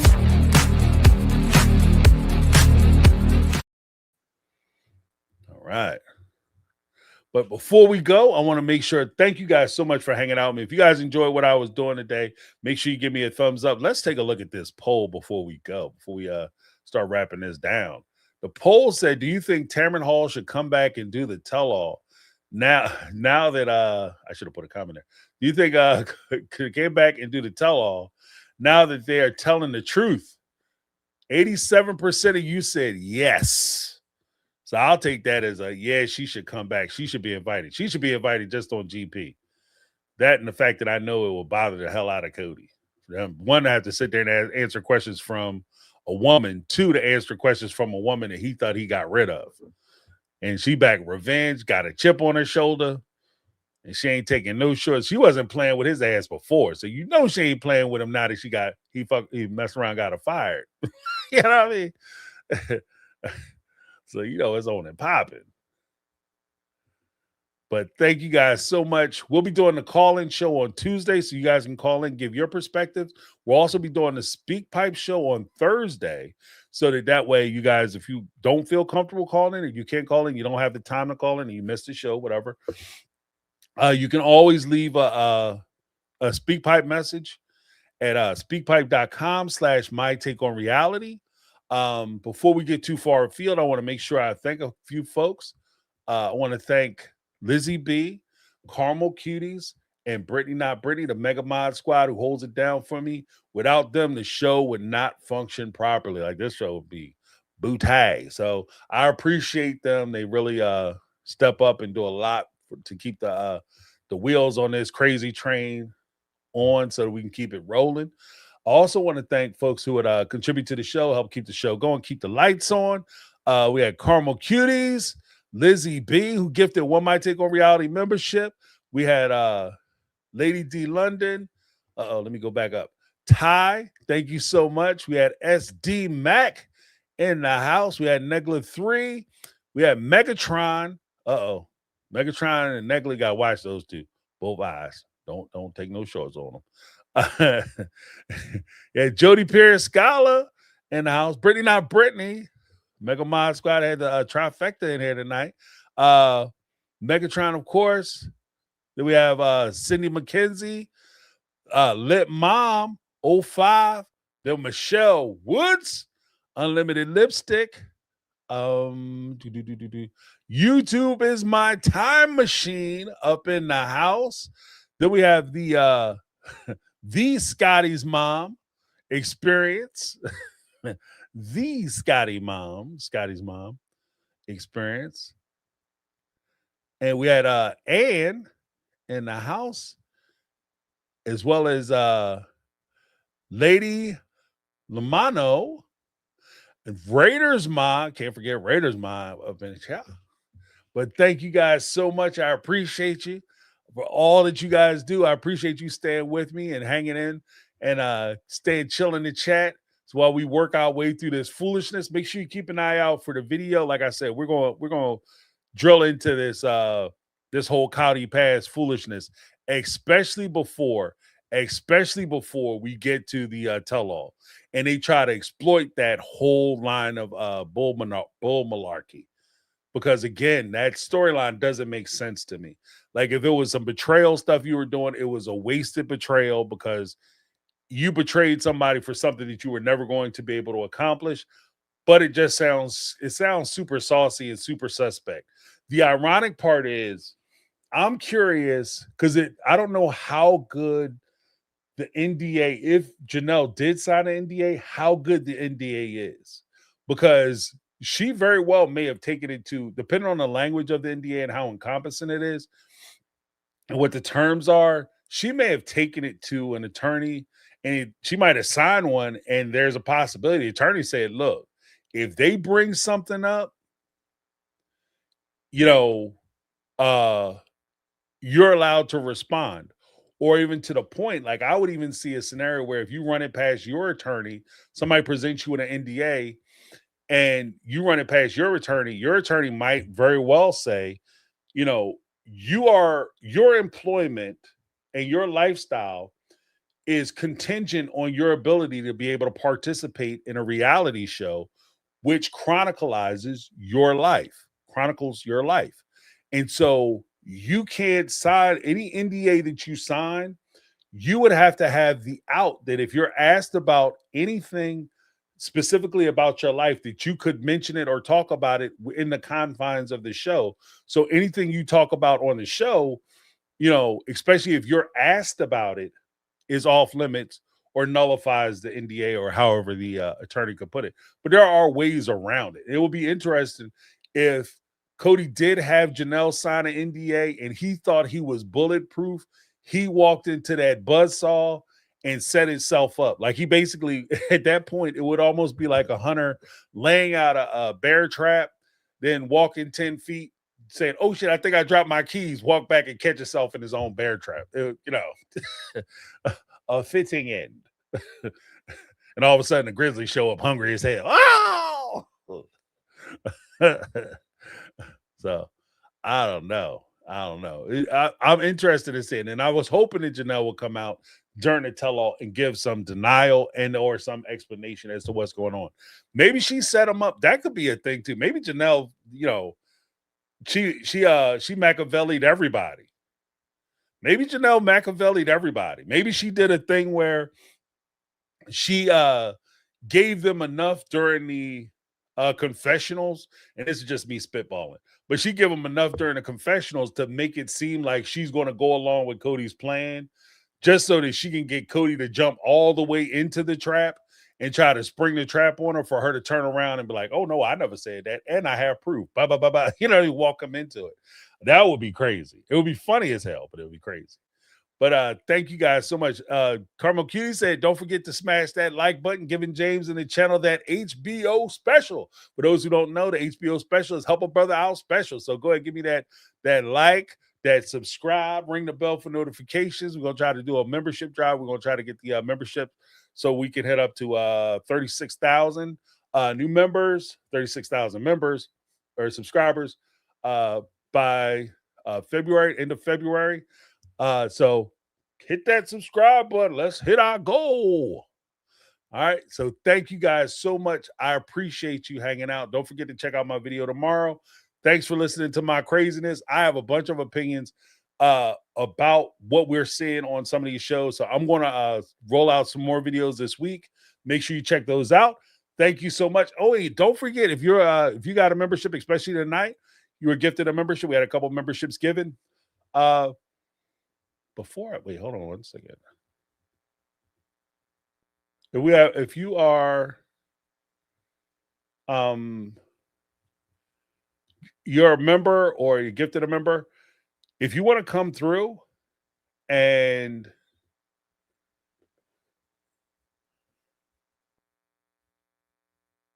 okay. If you want to come through and join the Saturday chat, it is an awesome time. Hope you guys do. Thank you so much. I appreciate you guys hanging out. I look forward to talking to you soon. Hopefully everybody has an awesome rest of your night, if not tomorrow morning, and a fantastic rest of your week. All right. Thank you so much for joining us. That's my take. I'm James. Oh, before I go, let me get a Mega Mod Squad, everybody who contributed to the channel, and everybody who hung in there with me, a little something, something. Now, that's my take. I'm James. This has been my take on reality, and I'm out. 'Cause I've been living life right like I could just die any minute. Going for a ride down the side.